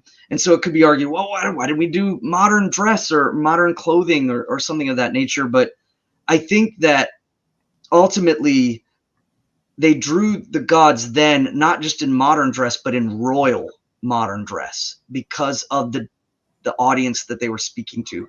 That when the audience saw the royal clothes, the outstanding clothes, the clothes that weren't worn every day, that even weren't even available to many of the people who believed in the gods, that imagery showed a sense of hierarchy, a sense of being high on the strata of the world. And so for us, I think the representation of the way that the time period, late Nordic, and I would say, like, I kind of pulled from about 800, 900 with the Anglo-Saxons, and a little bit with the late Nordic period in the year 1000 to the 1100s, trying to find things that would work there, but also not make them so period detailed that that it would make it so timely. But it's the feeling that we get. I think that the deep motivation right now in our art and in our religion is a reconnection state. Many of us are coming from a great divide, or we're coming from a place in which we are deeply, before we can move forward, we must reconnect. And so the feeling that when we represent the gods in clothing of an elder time, is a subconscious attempt to represent the nobility of the gods, but in the motion of us reconnecting to them so that we can move forward. So perhaps there is an age and a day long after we tread Hell Road, and our children, our great-grandchildren, our great-great-grandchildren, perhaps, they will represent the gods in a different way, or in a way that's more showing that they have reconnected, healed, brought together, and are moving forward together with the gods from within. And so I think that, like, the representation of the gods in that sense is good. devotion is, of course, a key component. People that, draw the gods, whether it's for money or doing things like in comic books and in stories or in cover art for kids' books. I think that we can see a certain sense of use in the idea of that it keeps, like, the gods are in the peripheral of some people who don't know that they're there. But beyond that, I mean, it can be detrimental, or I think too sometimes very antagonistic the way they've portrayed the gods. With good reason, and especially in popular culture, whether it's video games or comic books. And the biggest thing I would say there is not to gripe on it too much. We understand that there are people that are antagonistic towards anything that fulfills a spiritual need of the folk, of us as a people. So they're going to be antagonistic. That's just let that go and understand that the best art is the art that comes from devotion, that comes from belief, that comes from piety. That's the art you should want to create for yourself. That's the art you should want to share with others, and that's the art that we should support from others. And then, that was really what I was trying to convey, I think, ultimately on a material level when it came to the presence of the art, was to represent the art from a point of devotion, in hopes that the folk could see the gods being there as a godstead, accepting, seeing them, being inspired by it. And I don't think that bridge is ever crossed when people are doing it in popular culture, things like that. Can you speak to the significance of the Sonnenrad within the AFA? Svan? Yeah, we've hit on this a couple times, and hey, if you haven't seen any, go back and definitely watch those. Those are good too, but we cover it here as well. The Sonnenrad, as a symbol of dynamic power, the power that is moving, that the gods are a moving collection of forces that are driving towards something, that there is a meeting out of purpose, based on fate, based on doom, based on the ideas of cycle. If there is a dawn, there has to be a dusk. And so the symbol of the Sonnenrad as a moving emblem is important, I think, to show the correlation of the divine powers being deeply interconnected to a lot of the moving forces of the universe, whether it's the primordial forces that created the universe, that the gods shaped, whether it's the sparks of Muspelheim, or the ancient matter that bubbled up from the wells of Niflheim and Helgard, and the rivers that flow, and all these things. This symbol represents their dynamic connection to it, as all things are aligned in cycles by them, as they take ascendancy in heaven. But also too symbolically, to see the Sonnenrad is not just a circle. It's not just a sense of light. It's a sense of, again, polaric movement, all things moving around an axis.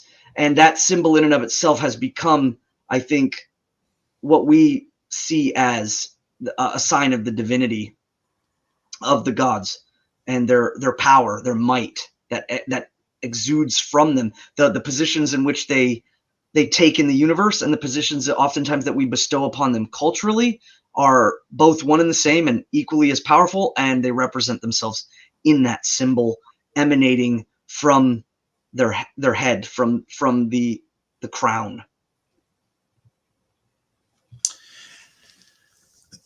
Yes, that's kind of the most evolved version of that symbol. And the 12 spoke and its solar connotations are important to us, to our ritual year, to the number of gods. All of that correlates and is very important. But in its most basic sense, any version of the Sonnenrad is used artistically in the AFA as a halo, gold around gods and red around mortals, to show holiness.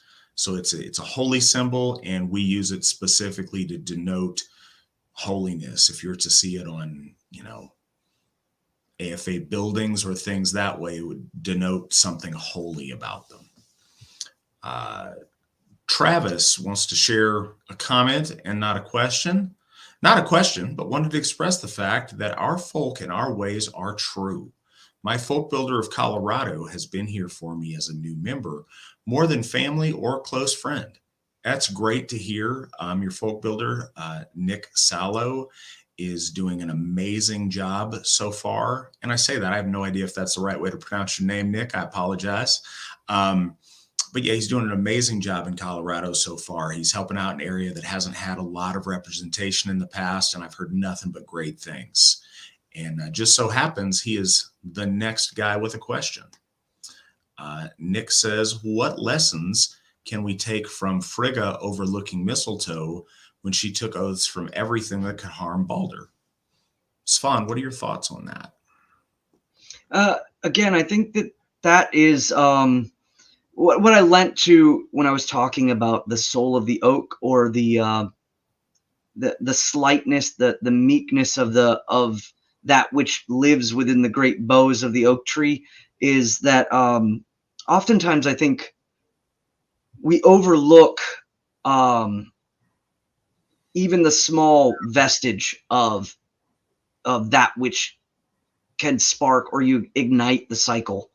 And so it was quite fitting that we have a soft evergreen bow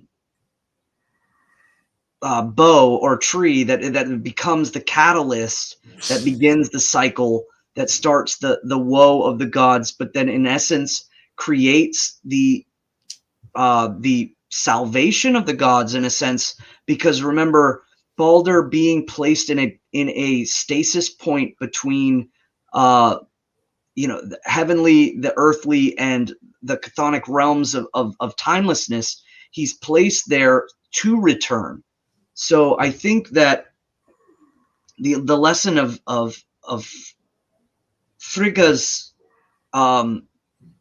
writing off is an understanding that even the smallest of things can be the catalyst that begins a cycle, and that ultimately that the inevitability of those cycles that ebb and flow as the waves move in, the waves will move out, is an understanding that even if it's the slightest, tiniest thing that starts that catalyst, that ultimately could lead to being something that aids, that helps with the surviving the process. There's a great lesson to be learned in that. So take note to the details. Take note that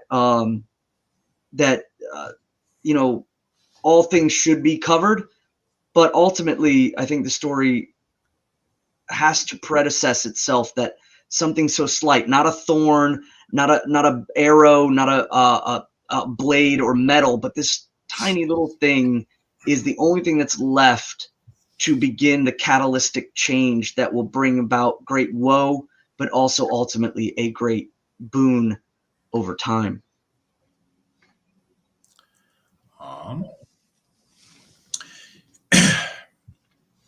I think there's an obvious don't overlook anything. Even tiny things can develop into threats. I think it is a message of vigilance, but I think it's also a story element that has to exist to convey that story and to teach us that truth. Do you think Forseti inherited the best characteristics of both of his parents, and that made him well qualified to be the god of justice? What are your thoughts, Svan? That's amazing that you brought that up. We were just having a discussion about that, and yes, I think that one of the idea of nobility, especially in relation to the inner guard, when we talk about looking and reflecting in, the boldness, the courage, and the nobility of Baldr, mixed with the devotion and the piety and the strength and the power of faith in Nanna, manifest them in themselves in the sense of setting thews, setting laws, setting points in which we have to maintain a sense of rightness, a sense of structural and societal stability, and that we see that in Forseti's guidance. Of course, when we talk about his story amongst the Frisians and his correlation of him helping create the Frisians' tribal laws, that I think is an aspect that expounds even beyond just the Frisians to all of us in an understanding that, yes, it's a perfect example of our caretaking of that which is within. We don't necessarily have to project law to that which is outside of us. Oftentimes we can enact a different type of justice, an actions that are swift. And I think that we see that in Tyr. And I think people get confused with that a lot when we see Tyr as being like our actions being just. Are we acting swiftly? Are we acting cleanly? Are we acting nobly and righteous for ourselves? Whereas Forseti represents an inner form of justice with a deep sense of care and mediation, with a desire to make peace within the frith of the inner guard. So yeah, I think it's extremely poignant that that's all correlated in the stories or in the thrones upon which we see the gods sit and the dominion of power from their thrones. So. All right. Yeah, I think that's a very interesting correlation, and I'm glad that you guys brought it up. Certainly, I think that's important. We have another question. Baldr's story is one of death and rebirth after Ragnarok. Could it also be connected with reincarnation? Do we, as Asatru, reincarnate? I think that's a really interesting thing to bring up. Certainly to a degree.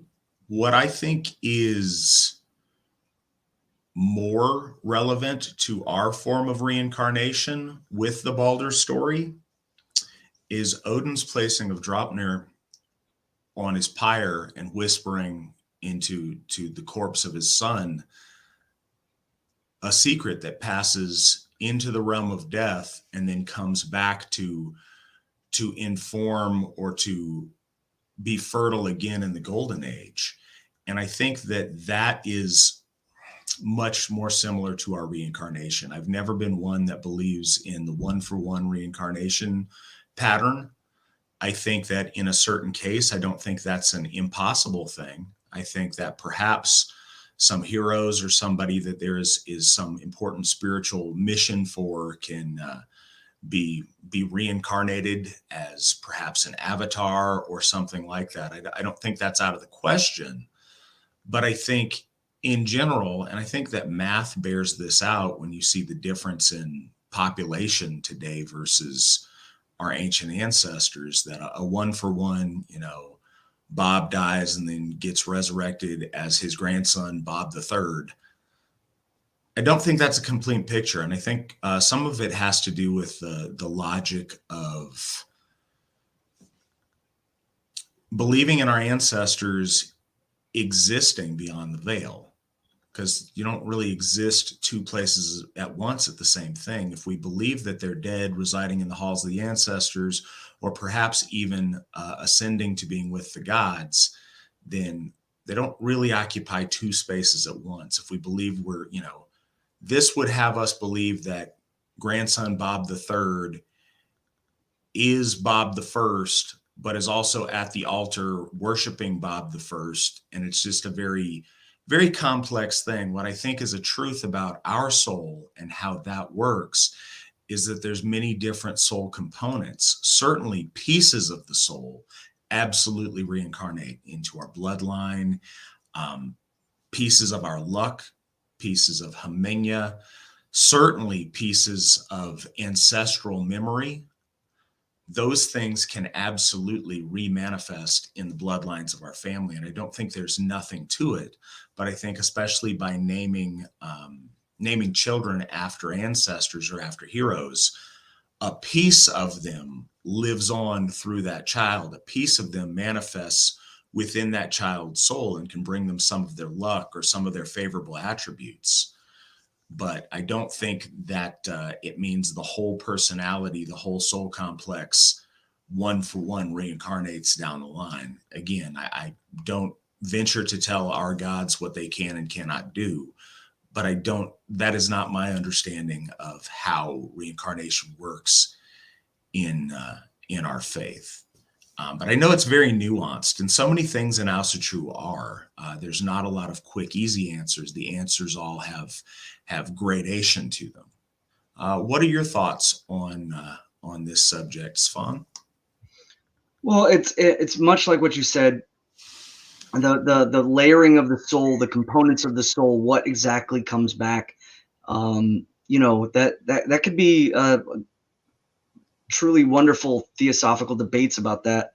I think that it's important to understand that there's a desperation that some people have to create Yggdrasil as some sort of a central axis mundi, but they're losing, I think, a great point of what I think our ancestors, especially the Nordic ancestors, and why they chose an ash tree specifically, is that looking at a nexus of power, understanding that the symbology of a root and a well in all three levels is very, very important, because from all three wells, there is an emanation and a reception of that realm, and there is a descending down from that realm, and there is also an extracting up from that realm through the roots. So when we understand that, we can see great movement happening between the heavenly realms, the material realms, and the dark cathodic realms, and we see that which happens in heaven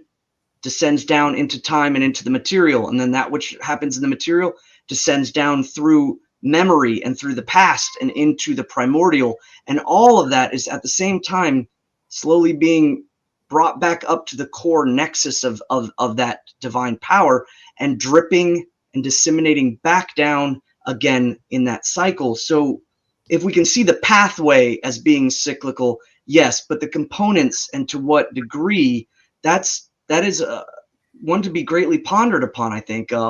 We know that we believe in ascension, that we believe that there is an ability to be ascended by the gods through fame, through deed, through nobility, through right action, whether it's to be plucked up directly from the middle by the Valfather to be chosen, or whether it's ascendancy even in older age, or even post-mortem, to be brought up and ascended and to be placed into Gimli Hall, to be amongst the gods, or to be Alfar and Disir and not be mortals again, but to preside over mortals. And so understanding that the real point of the nexus of power is Yggdrasil, and whether or not pieces are being brought back up or being produced anew from that nexus of power, placed in the well and disseminating into the material in the form of soul power that extends the life of the folk. I think there's a combination of newness and from that power, and there's a combination of oldness from the folk soul that is also kind of correlating in the present moment in the material plane as we produce more children, and those droplets from that entering into the well, the droplets are the souls, are the power that have a combination of both new life and old from their bloodlines of the past. Okay, we have a complex question here. Have you heard of Stefan? He sees Loki as an evil one, like the Saturn black cube, Abrahamic religion. Loki tricking Hodor to kill Baldr was like our folk being manipulated to murder each other to pass on Christianity. What do you think?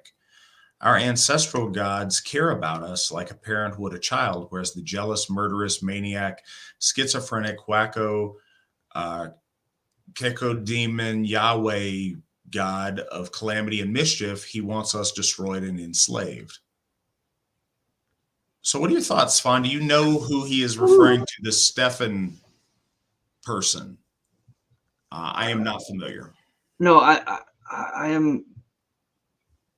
am not familiar with Stefan. Perhaps if there was a last name, I don't know. I think that the lesson first and foremost is, yes, that there is that Loki does represent a great amount of things that are a warning. When we see the seeds of maliciousness being sowed within, being applicated. They're always kind of covered with a sense of gifts and a sense of goodness. But we clearly know, be careful of those who give many gifts, because they're indebting you perhaps to a price that you're not really understanding what you're, supposed to pay. And, so we see this warning of Loki in many different ways, and he's represented culturally at the time in a very specific way. He is seen as not being of orderly fashion. He's a force that can move between boundaries, and that's clearly seen as being connected to like primordial chaotic forces that aren't stable, forces that aren't built on order, aren't built on the everlasting. They ebb, they flow, they move, they change. And so these warnings, I think, are taking place for the audience to catch that, to see that, to understand that.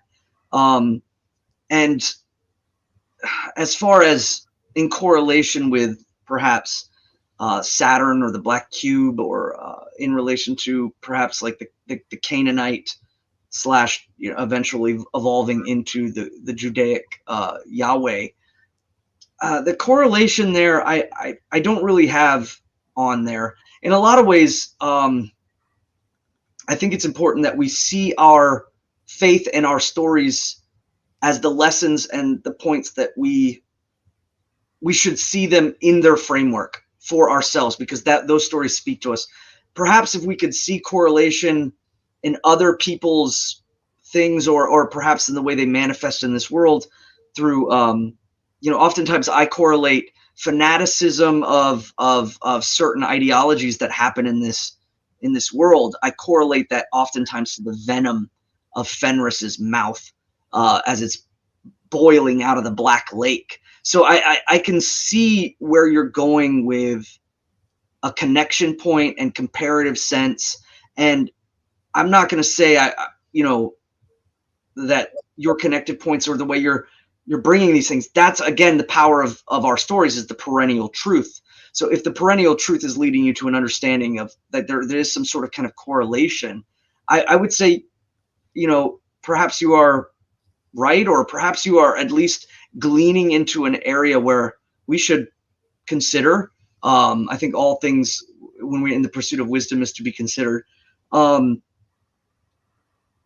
we should also try to look at our religion and our stories and our truths within the framework of our people first and foremost. And so I oftentimes look at Loki as clearly is as he is, and that it wasn't always seen as just some kind of coy trickster that we should just, that's actually the warning. The warning is, don't take what is going to become or what can manifest as just being some coy trickster that we should just kind of play it off. So consider first within our framework, and then all correlative connections to things outside of our framework.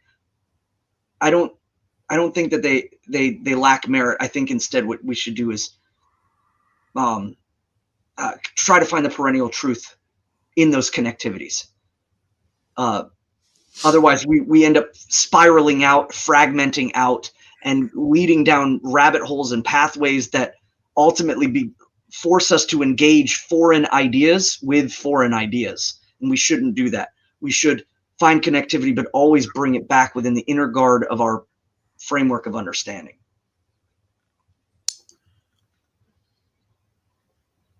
All of the things that Svan said, but yes, Loki is bad.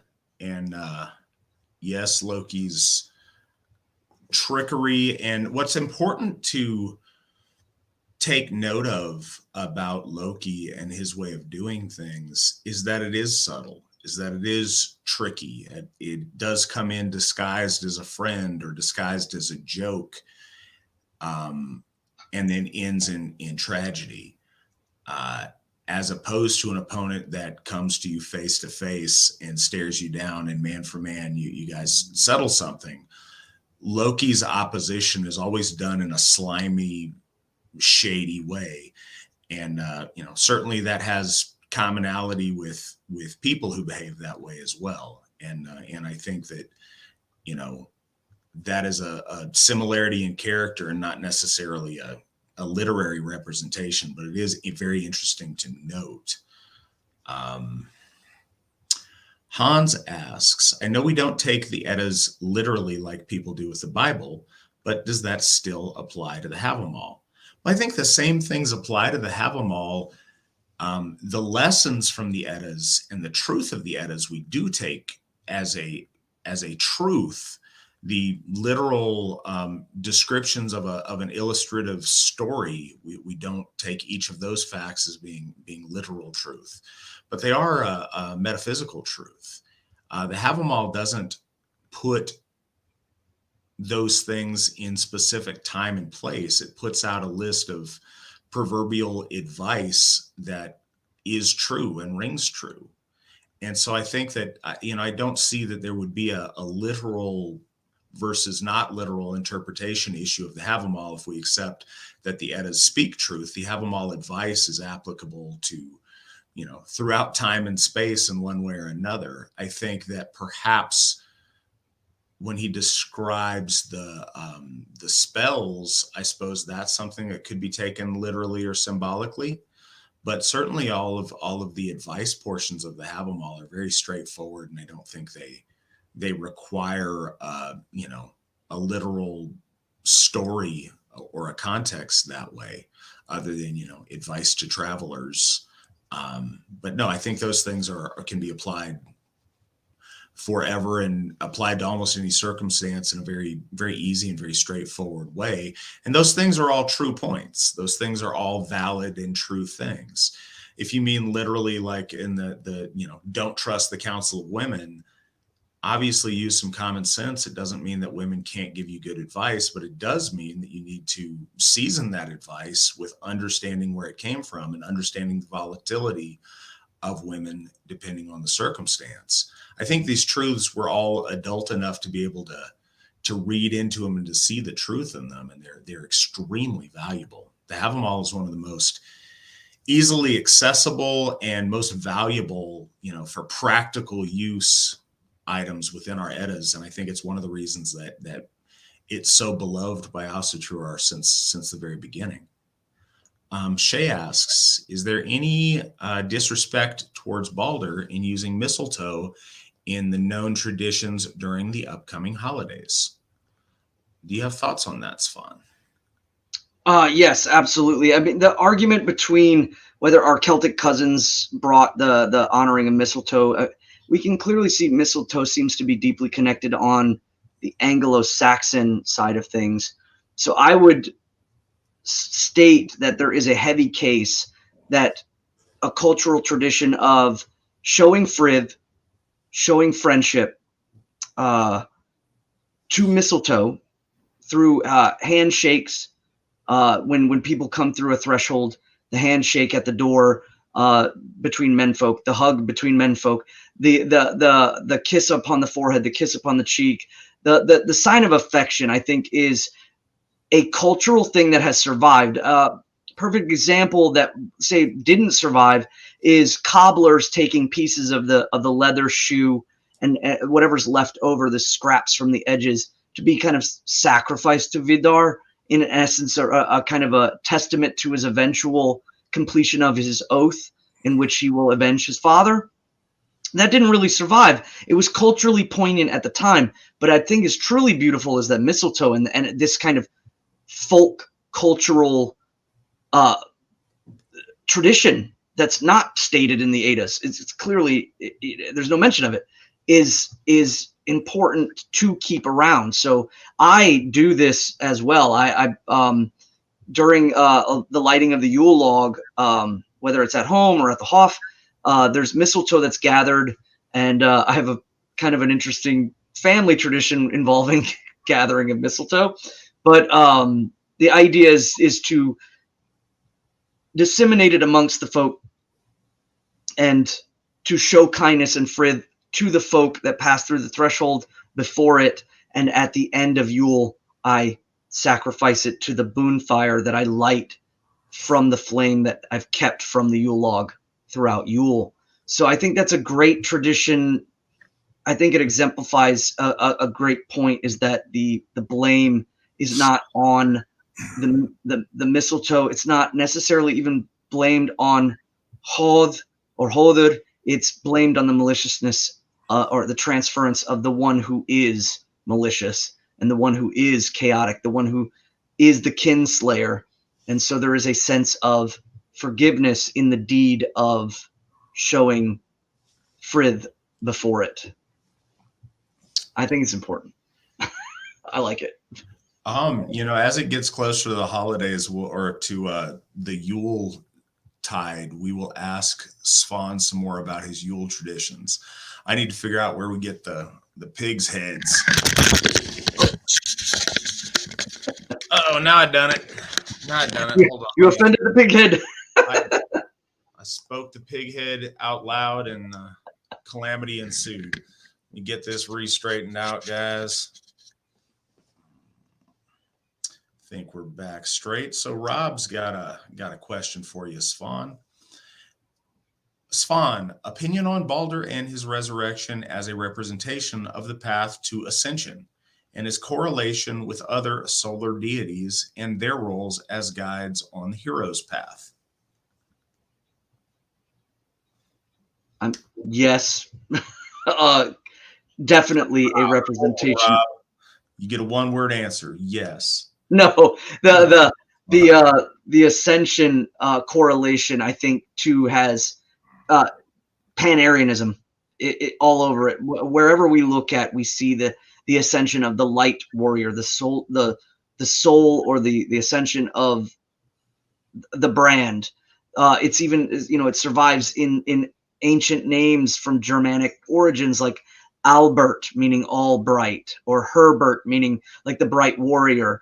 There's all of these deep connections to the ascension of the light warrior, and that light, that idea of expounding from a place of darkness is again a clear and poignant perennial truth that absolutely can be applied. The question, I think, that is placed upon us is the definition of where that darkness comes from. Is it external? Is it internal? Is it from outside? Is it from the betrayer's hand, or is it from the brother, the dark brother? Is the dark brother the darkness within ourselves? Considering where the light is being quelled and finding that source, I think, is most important to leading towards it expounding beyond what is trying to quell it.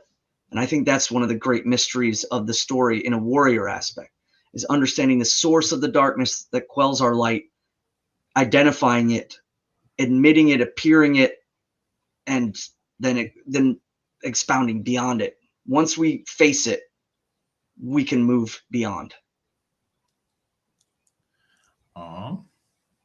So the King of Cheese asks, Matt, Svan, I nearly forgot to ask, how are you both doing tonight? I'm sure I know your answer, Matt, but it's a good thing. Svan, how are you doing? I'm doing well. There was complications, obviously, with sound and planes flying overhead and logistic things like that. But you know what? We don't let those stop us. We don't let them get in our way. We just recorrect, recalibrate, keep moving forward. So I think it's ignoble to wallow in the steps that keep us down. So, you're right. I'm doing great. Like I say every week, things going good. I'm now deep in thought about where to get the pig's head for the Yule celebration so that my child and I can eat the pig face. That's a Svan tradition that I keep meaning to do, but I don't get on it early enough. Yeah, and he'll tell us more about that as the Yuletide gets closer. No, I'm doing great, and I appreciate you asking, Tony. That's kind of you. I hope you're doing well as well. Travis, is the folk, this is for you, Svan, is the Folkish Futhark written and something we can study like other runes? I mean, the folk Futhark is written out in. Well, there it is. So, but to understand that, you have to remember that the folk Futhark is not a Futhark unto itself. It is a culmination of all the other Futharks. So the best way, and that's the reason why we did that, was to spurn people who are deeply interested to look at the folk Futhark and then go back and look at the different Futharks that we pulled from, maybe why we pulled from it, and encourage study. But you, in order to understand the folk Futhark, you must understand all the Futharks, and that's, I'm saying that in a tongue in cheek, but also not in a way. It's to spurn interest. It was not an attempt to create something new. It was more or less a spark of inspiration to convey messages in the murals and to give a commonality of reading, since you might talk to a lot of people that write in runic, whether we're talking about in Old Norse or in modern German or modern English, or even in Slavic. I see a lot of Slavic rune work now being written where there's like a Cyrillic runic that has taken place in some art forms. So I kind of wanted for us to have the same thing, to transfer some ideas and to unify our ability to get those ideas, but they're based off of the Anglo-Frisian, the Elder Futhark, the Younger Futhark, the Armanen. So all of those, look into them. That's where you're going to find, the deeper intrinsic meanings of them. So you guys know, it looks like we've got 2 questions left. So if you guys got questions, go ahead and put them up there. And if not, we'll, we've already been going over 2 hours, so we'll sign off after these 2. But yeah, if you guys have questions you want answered, we'd be happy to get to those. A user on Odyssey, Robert Pyle, asks, I usually use wings, usually on the helmets, to show that a person is a celestial being or favored by the gods. Does anybody in the AFA also do this, or is the Sun and Rad only? I'm very aware of the tradition of doing that, and I think that's really cool. As far as I know, artists in the AFA, I can't think of anyone specifically who does that with their art, but it certainly wouldn't surprise me. Svan, do you know? I mean, I immediately think back to like some of the stuff in the early '80s. Some of the artwork then definitely, and I think was in the same vein of what you're saying about the understanding or the expansiveness of divinity. And so, yes, I think that's a great point that we should bring up and bear about, is that what the wings represented. Some people now will try to scoff because I think we're filled with, we're overly abundant with cynics in the modern day, and people that are contrarians, people that try to tear things down, people that see something going up and they just kind of throw their venom at it just because it's not them, or so. I don't know what the source is, but so when we see these wings and we're like, oh god, it's Wagnerian, and but no, what is the deep symbolic meaning behind that? Is, yes, the expansion, the elevated power. And so I would say the wings and the sun and rod have the same meaning, and that it was briefly, I think we were talking about that when we were talking about artistic representations in the early '80s and how we wanted to kind of demonstrate a next step. So I think that was the ultimate reason why I think me and the Alsferago, they didn't really fully commit to that idea. There were some other reasons too. Of course, the idea of wearing helms in general, and the first mural was Thor, and one emphasis that I really wanted to show was the wind-blown and wild hair that is spoken of, the red hair that is wild and windy. And so that would kind of be hard to convey under the capsulation of a helmet. So it just kind of ended up in that evolution, not happening, and that the sun and rod would then be the same meaning, but it's our time now as we represent it that way. I don't know if you have any thoughts on that, Alsferago. No, I think that both are really, appropriate, and artistically beautiful ways of doing it. I think that one of the things that comes in, especially when we consider our modern heroes, in a day and an age where all of the heroes celebrated were warriors, and thus, and in a time where warriors were commonly wearing a helmet, the wings work on there. The wings just attached to the side of somebody's head without a helmet would look odd. I don't know how terrible that would be. I think it would take some getting used to. I think artistically, you can put any head in front of a sun and rod halo, and it looks right. It works there. It fits. I think if you did that with wings and they weren't attached to a helmet, it wouldn't have the same effect. Not that you couldn't do it, like I said, but I think it would take some getting used to. But yeah, it's the same concept, and that's cool that you do that. I'd love to see some of your work. So Tony asks, what are the use and history of rosary beads and Asatru?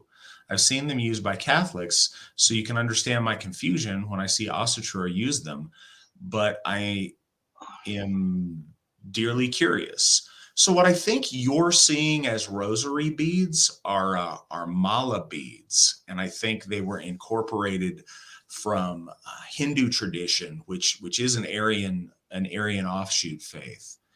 I know that a lot of folks in their esoteric practice have used mala beads for the same reasons that Hindus use them to count during Baldr sessions, to also count during any kind of mantra work they're doing.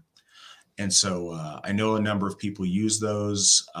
We have a friend of the AFA that usually will make a mala bead necklace for auction at AFA events, and those are very beautiful with runic beads on them. But yeah, I think that's what you're referring to. History of those, the mala has been used since I think like the 4th century as far as in Vedic or Hindu practice. I'm not sure how long folks have been using them in Asatru circles, but I think since pretty early on, because there is a tendency to seek inspiration from Eastern Aryan traditions that lasted longer and developed some more modern techniques in their spirituality. That's my knowledge of them. Svan, do you have anything to add on the use of beads in Asatru?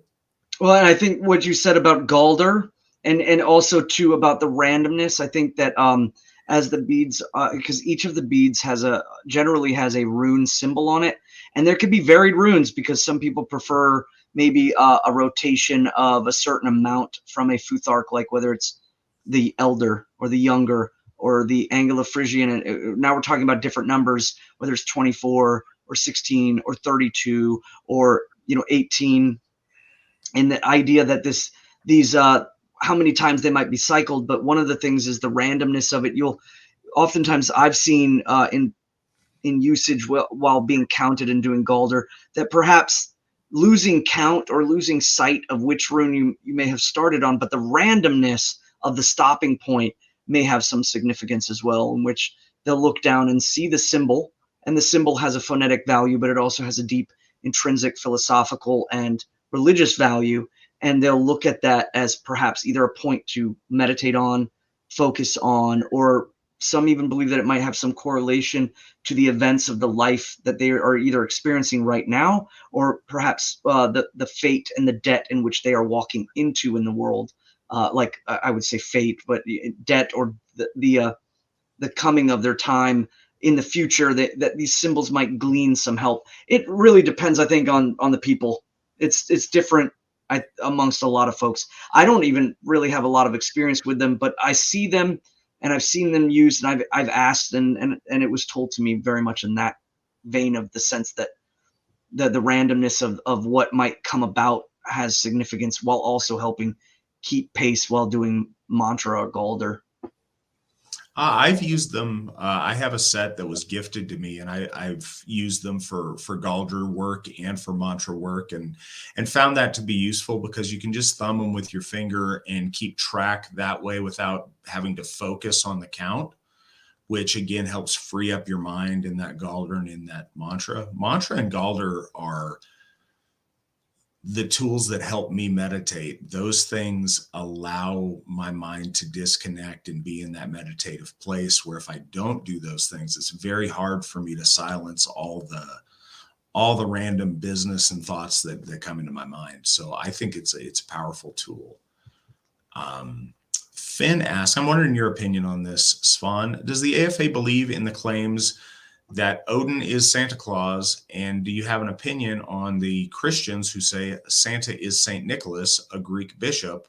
Or do you think Santa could be a mix of the two? What are your thoughts on Santa Claus and our folk? Yeah. Well, so we have the deep connection, of course, Santa Nicklaus or Saint Nick, and I guess I believe he was a Syrian living in Greece. I'm not super familiar with the story of the Christian saint. However, there's always been a spirit of Yule, and so there's I think some correlations. There seems to be folk correlations that don't, I think, glean towards Odin being that spirit. Or, well, first and foremost, I want to preface that we're not trying to find a singular spirit, but that there are some things that I seem to point towards a folk belief of an Inglenook white or hearth spirit, or an Alfar or a lad or a kind of the premise of a spirit that is connected to the hearth, connected to the house, connected to the home. And so part of me says that a lot of these traditions that I read about seem to correlate towards a house spirit, but yet at the same time there is also heavy correlations, especially amongst the Anglo-Saxons and the Nords, with like the naming of Odin as being the Yule father. But the connections to him specifically around, say, gift giving or being of one amongst the children I don't see a lot of that. I see that there's more warrior-esque connections to the Yule father at the time of Yule, in which Odin is seen deeply connected to the warrior class of the Anglo-Saxons. He's venerated at this time. I think he was also venerated at this time because it was seen as Yule was the end of the wild hunt, that the wild hunt wound down at that point, and that after his ride, he was taking ascendancy back into his throne. So I believe that our ancestors were looking at that this was a time to celebrate his returning and settling down. And I think that has a deep connection to the word Yule, the turning or the return. But as far as gift giving, placing gifts into the stockings, this goes throughout all of European cultures, and it oftentimes seems to be always correlated to a huswight or a hudelfolk or a landvertier, or like I said, like an Inglenook spirit, because again, the connection to the charcoal, the idea of the goat, or a means in which they carry the packages. I know a lot of people, because of the Yulebach, make deep connections to Thor being like the Yule father, and then there's some debate between Odin and Thor, but again, there's more connection definitely towards Odin as being the Yule father, because it's literally said that he is the Yule father. But as far as when we see, like in modern day Iceland, when we talk about the Yule lads and the evolution of most spirits in post-Nordic Christian times, the gods are not made into sprites and spirits and wearing, red caps and kind of fun things. The gods were oftentimes made bad or mortal, or euhemerized and all those things, and that what was kind of left for the kids in a lot of ways remained, because even that to a degree was off limits from the church or from the parents or things like that. So I really find that the Yule lad, Father Christmas, as he's referred to in England, or and a lot of the correlations of that, and a lot of the traditions surrounding that. I mean, there could even be an argument when we talk about connections to Odin and Yule. We could also talk about the connections between Frey and Yule, again with the pig's head and the oathing on the boar's head, or the fact that that might also be correlated to a tradition of the wild hunt, that a wild hunt of Odin going out is symbolic of also the noble lords going out and hunting a boar in the wintertime to bring it back, slaughter it, eat it, and take oaths upon its head. There's a lot of correlations there, but I'm of the mindset that and in my house we always celebrate the Yule Elf, the jolly old elf. And as far as like connections to Christianity, I mean, when you look at Saint Nicholas, the iconography of him in Greece at the time, it's there in name alone. I think after that, it completely shifts into the colorization that is deeply Germanic, the color red, the color white, the color green. These are all correlated to mistletoe and to holly leaves and the protection of the holly leaf. And I know Christianity's tried to correlate it to the story of painting red upon the doors in Exodus. And I think that those have really very little tangible connections. So when we see European Santa Claus or Father Christmas or the Yule Elf, and then of course when we talk about the Americanization of Santa Claus or Saint Nicholas or old Saint Nick, and we see him, changed in iconography amongst the Americans. I don't know. I think it's a really interesting. I love the topic of Yule, but especially in Asatru right now, there's so many different various groups that have different things that they emphasize on. You'll see a lot of people who have German ancestry really emphasizing on Krampus. I grew up in Iceland, so Grilla was a thing, and I really don't particularly like that the idea of this. I feel like it might have been I don't know, some sort of maliciousness of, I think, that a lot of Christianity brought into Iceland about this witch, this troll witch eating the children. They always kind of like soured the joyous occasion of what I think Yule really meant to our ancestors, about the returning of the light and the understanding that this was going to be the darkest time of the year and that the light must be kept and cultivated amongst the folk so that it can return again. Another perennial truth within the story of Baldr. So I always, in my house, correlate the Yule Elf as coming, and upon lighting the Yule log and being placed into the fireplace, he then travels and brings gifts from the ancestors. So we have two gift giving cycles at our house. We have the ancestral gift giving, and then we have the gift exchange amongst kin, amongst the Sib or the Sifa amongst us.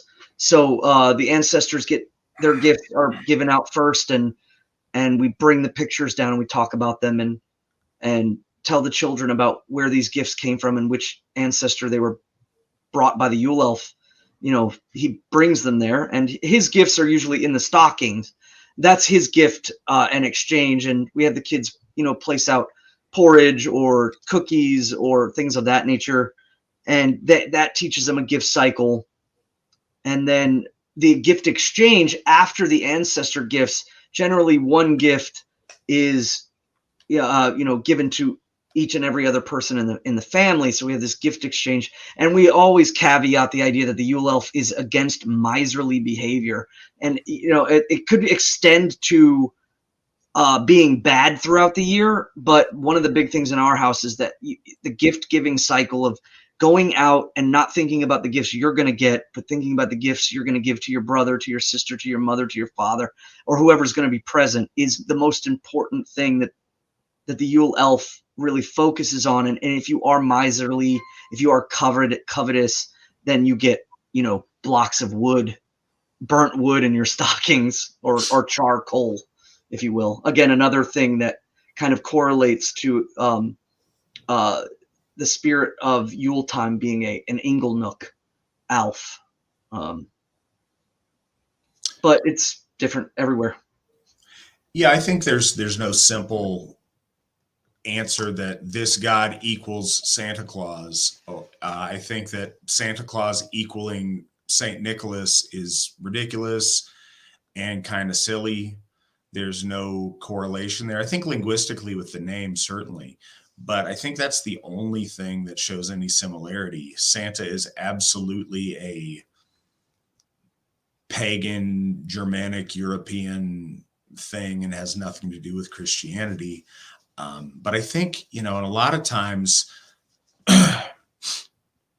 those kind of folk customs, depending on when and where, take on different forms, much like the leader of the Wild Hunt. Sometimes it's Odin, sometimes it's Theodoric the Goth, sometimes it's, other Germanic leaders. It's depends on the day and the age of the story and the location on who they personify those things. Certainly one of the names of Odin is the Yule Father, and we celebrate that. And I think that if I have to go with one of our gods most associated with Yule, it would be him. But Svan mentioned that some folks see a lot of Thor elements. It's interesting to see just how Santa's portrayed. I have a picture of the 1950s when my mother and my uncle were over there with my grandparents as little children, and they were there with their version of Father Christmas, and that Santa was creepy looking. It's like skinny and terrifying with crazy eyes, and I, again, growing up over here, I always think of the big fat jolly drunken rosy cheek Santa with the with the big white beard, and that's that looks right to me. And I think that's probably looked very different throughout the depth and breadth and scope of our folk as they've migrated. But that idea of giving and a spirit that personifies that giving, especially for the children around Yule, is absolutely our pagan thing. And certainly, that's one of the things I appreciate about Jehovah's Witnesses is they don't celebrate Christmas for that amongst many other reasons. It's very obviously a pagan celebration. Shay asks, how does Baldr make his way out of Helheim? Svan, have you pondered that? Do you have thoughts on that? Well, it doesn't specifically say, and I would, when we talk about, for instance, in the Volaspau, when the Volva, the Vala, she's talking about the rising, like the dead, the foul, and they're riding upon Nailfar, the denied ones, the ones that are of Nastrond. They're riding up the rivers from underneath.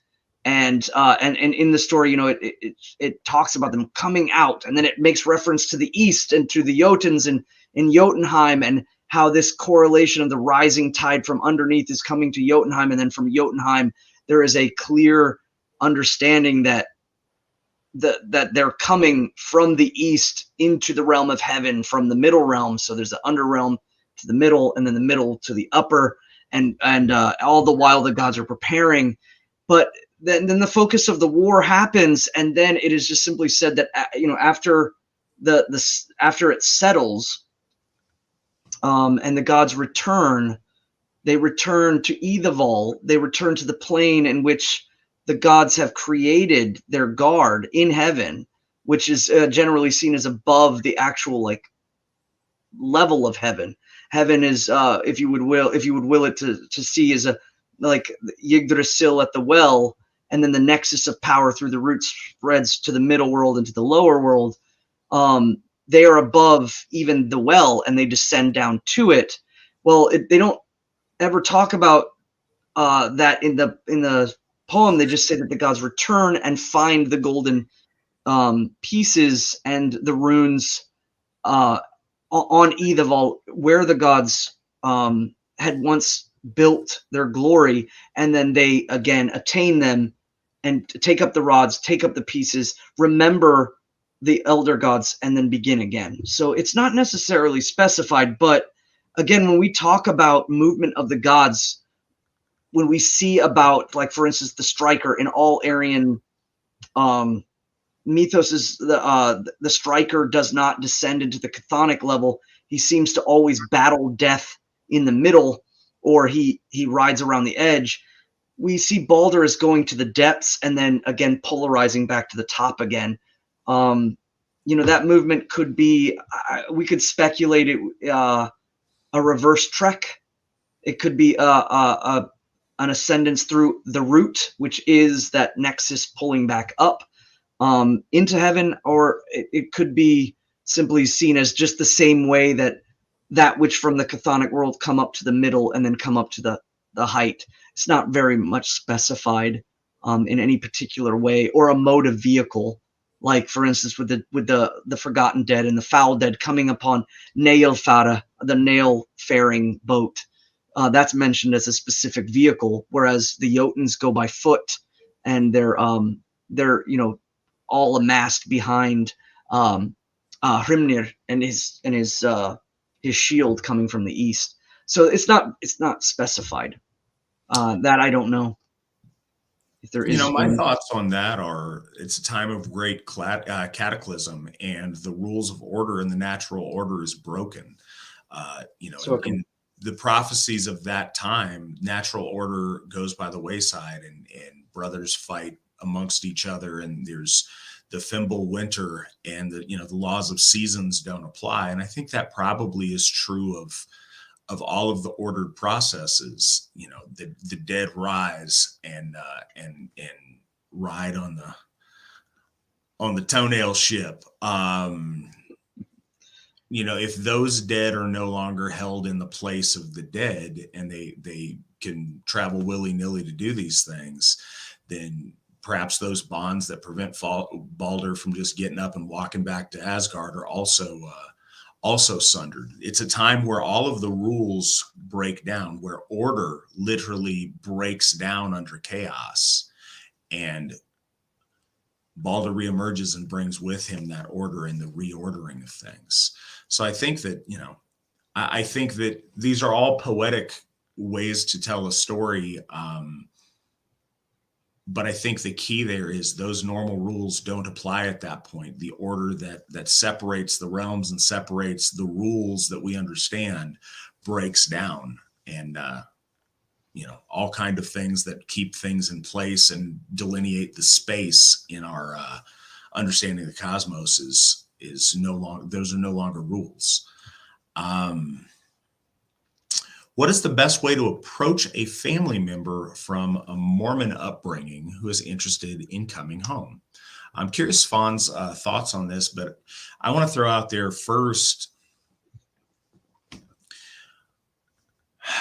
one of the situations we find ourselves in that makes this an easier conversation is that the Mormonism of 2022 is not the Mormonism that people my age grew up with. I don't know how old the person in question is, but if they're a longtime Mormon, they will have seen, traditional values that were a very, very strong pillar of that faith erode over time and degenerate. They will have seen the chaotic forces of cultural Marxism and liberal degeneracy overtake the fundamental tenets of their faith. If those things, I think that we find oftentimes that if those traditional values that are our values as Aryan people are upheld, the higher mythology can change back and forth, but when those fundamentals are challenged, that's a much harder sell. So I think they're already primed to look for something that meets their needs in a way that Mormonism no longer does. We see this throughout the world with Christianity. So I think that primes them and puts them in a good spot for that conversation. As far as that goes, the Mormons are very involved in ancestor veneration. And I don't think that they would necessarily refer to it that way, but their respect for their ancestry and their posthumously baptizing people and doing things as though their ancestors still are alive and well in a different part of existence. I think that is a good transition to get them to worship their ancestors in a more honest, Asatru context. And I think that leads back to our gods. I think that leads back to our core values. And I think that the more you speak to them of our commonality of worldview between us and the better generations of Mormonism, the easier it will be to open their minds to our gods and the finer points of our faith. Do you have ideas on this, Svan? Yeah, what you just said about the context points, I think, are clear as day, and that's really good because that's an easy spot. They do their ancestor veneration. I think that one thing to consider if you are talking to someone, it does not even have to be Mormon, but particularly monotheistic. And this kind of also brings us back to the original questions in the beginning about atheism. One of the problems that I think Christians have within themselves, and then also in trying to understand us, is that their God has become so obscure that in a lot of ways culturally they're left either feeling a great sense of abandonment, or like even with George Washington spoke of like a great providence distancing clockmaker mindset because he couldn't explain why things were happening as they were happening and so on and so forth, based off of precepts that were set in the religion. So if these things are happening and it doesn't seem like they should be, then God just must be distant. And then it starts to lead down this process of some people feeling completely abandoned, and then other people kind of going through the cultural motions of Christianity. And then there's other folks who are, they become angry and embittered, and because of the obscurity of their divine concepts, they become atheistic or at least agnostic, and then eventually drift into the obscurity leading to venom and an outright, well, if it can't be proven, and a lot of that comes from them kind of feeling fooled into believing in such an obscure concept. One of the things that I would definitely advise you to address is that we do the opposite, that our gods are not obscure, and they're not obscure for a reason, because they're connected to us like literally through our souls and through our folk and through our people, but they also represent us culturally, linguistically. They have all the things that speak to us on subconscious, conscious levels. So we are the opposite of obscurity. We don't seek to make our gods universal and kind of like shells that can be sold to people that are not us and might not understand it. We don't want and have no interest in doing that. So really get them to, one, understand how the divinity of Yahweh as a concept amongst the Judaic people, and the shifting into the Greek philosophy, and then eventually into the Roman church. And yes, there's a lot of good things structurally and societally wise that exemplified in European Christianity, but divinity itself became very obscure. And I think that that's led a chain of events towards all kinds of fracturing and disillusionment. And we should, one thing that our faith really offers is the opposite of that disillusionment, the opposite of that obscurity, that opposite of just kind of philosophical whimsicalness that never tangibly associates itself, unless I want to condemn someone or forgive someone, or taking parts of the Bible and kind of utilizing a solidified spiritual divinity for a moment at a time, but not necessarily throughout all of time and moments. And so that's one thing I would say I have always had, both in my self-reflection of going from Christianity when I was very young to becoming Asatru, and also talking to other people, especially some Mormons. I met quite a few Mormons coming back home, coming to the faith of the Asa, and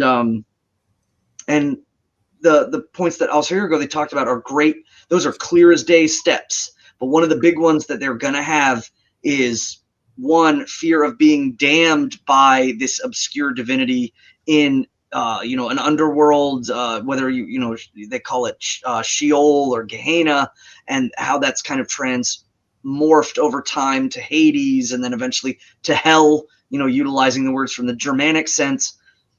That damnation and that stuff is one big opponent that you're gonna have to face, and then the other is, of course, is them getting over the hurdle of understanding that our divinity is the opposite of obscurity, that we take pleasure in associating and affiliating with our gods because it builds our relationship with them. They'll write it off as idolatry, but they do it themselves in many different forms, whether it's through objects or imagery or saints or whatever you have, and they can do the mental gymnastics all they want. At the end of the day, you can point this out and say, well, that's why we do this. That's why we take relish in it, because our evolution of our gods and the way we perceive them is all part in the celebration of them. So what are your thoughts on an Asatru credit union by and for the AFA? As I understand it, only 7 individuals are needed to start a credit union. I think that folk are people in general, folk with traditional mindsets, folks that are not associated with the degeneracy we see around us, starting their own lending institutions is a great idea. As far as the AFA, I know that there's a lot of regulation when it comes to banking in that industry. And I think it's best left to people that want to make that their career, make that their life, is to run a credit union. I would love to have that happen. And if that's AFA members that do that, that would be a great place for us to, look for lending and banking in the future. But I don't think that's a project the Asatru Folk Assembly wants to take on and is part of our core functionality.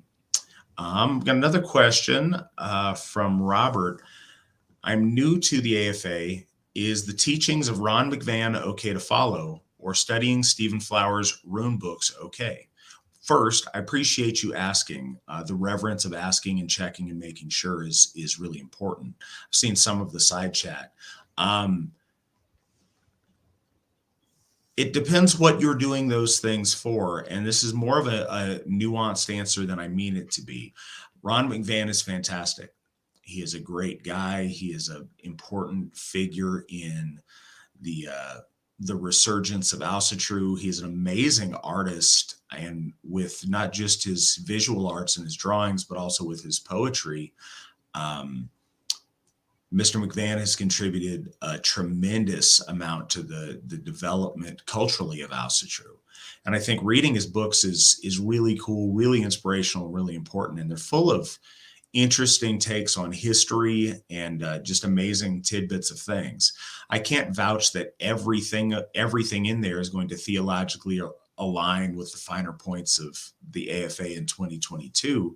But I think in broad strokes, the things that Ron McVan writes are fantastic. And I would absolutely encourage you to read those books. On finer points of theology, if something sounds different or askew from what you've heard, I would encourage you to ask an AFA Gothi just to check in and see, because again, many of Ron's things were written 30 years or more ago, and the understanding of the faith has evolved since then. As far as Dr. Flowers and his rune material, as far as scholastics, absolutely. As far as concepts of the runes, absolutely. As far as his personal philosophy or points on religion, no, I think I'd take those with a grain of salt and I would check in on those. But as far as his understanding of runes, Dr. Flowers is the foremost rune master in the history of the world, bar none. And I think that he deserves that. I think his education on it is vast, and he spent his entire adult life gaining a better understanding of the runes. So I don't think you can get better as far as a source for runic information than Dr. Flowers. What thoughts do you have on the books of Ron McVan, or for that matter, the rune teachings of Dr. Flowers? Svan? You covered a lot in the overall encapsulation of it, so I'll just hit some fine details from my perspective. One, the artwork, yes, again, and that's what I was alluding to about earlier artwork with wings and some of the grandiose symbology that I think inspired a lot of us in the early 90s and the late 80s. I came to Asatru in the early 90s, and a lot of people in the late 80s were, just a lot of that stuff was very inspirational in a time before the internet. And so I think it's cool as a historical point, and it's just great artwork. I think one of the other things that's kind of good to remind us is the concepts of like the culture of the Teutons heavily influencing that time, and those and like the Creed of Iron and things like that. These the concepts of loyalty, frith, and maintaining loyalty, frith, keeping oaths, and meting out a certain sense of holding yourself to these. I think that's really cool stuff. That's worth looking into. I do some of the fatalism. I would say, again, renegotiating oaths is something that doesn't get enough love even today. So getting into too much fatalism can be kind of not good, I guess, or I would be weary. But there is a good sense of the idea of upholding what is right, what is wrong, and all of that. The other thing, as far as Dr. Flowers goes, runic stuff, yeah, he's got, he has access to information that other rune masters in history have never had. His devotion to the subject is, I think anybody throwing any sort of venom at him is misplaced, in the sense that, again, we're full of cynics that see a great precipice of things, and they try to pick it apart. They try to tear it down. And there are other great, rune studiers. Again, I nod often to Nigel Pennick a lot of times about certain things. But one other thing I wanted to point out is if you get a chance to find Tyr, Tyr, Volume 1, the first essay that is done in there is done by Dr. Flowers, and it is about the structuring of, I think, Duemazilian structuring, Aryan structuring, religious concepts, and what makes a people in a four-post sense. And I think it's a great read. I highly recommend that. If you're looking for something from him that's not strictly runic, but does glean some great stuff about what makes a people, their ethnicity, what they produce, the languages that they speak. He covers a lot of that. And I find that to be a gleaming little star in his huge lexicon of work that really inspired me to look at where Asatru is as a folkish religion. So. All right, guys. Well, thank you very much for that tonight. That was our last question of the evening. I appreciate your participation and your great questions, as always. And thank you so much, Svan, for joining us. You're getting a huge following amongst our listeners. People really look forward to your programs, and they get a lot out of them. Thank you so much. Thank you so much for having me. All right, guys. Well, until next time, hail the gods, hail the folk, hail the AFA, and remember, victory never sleeps.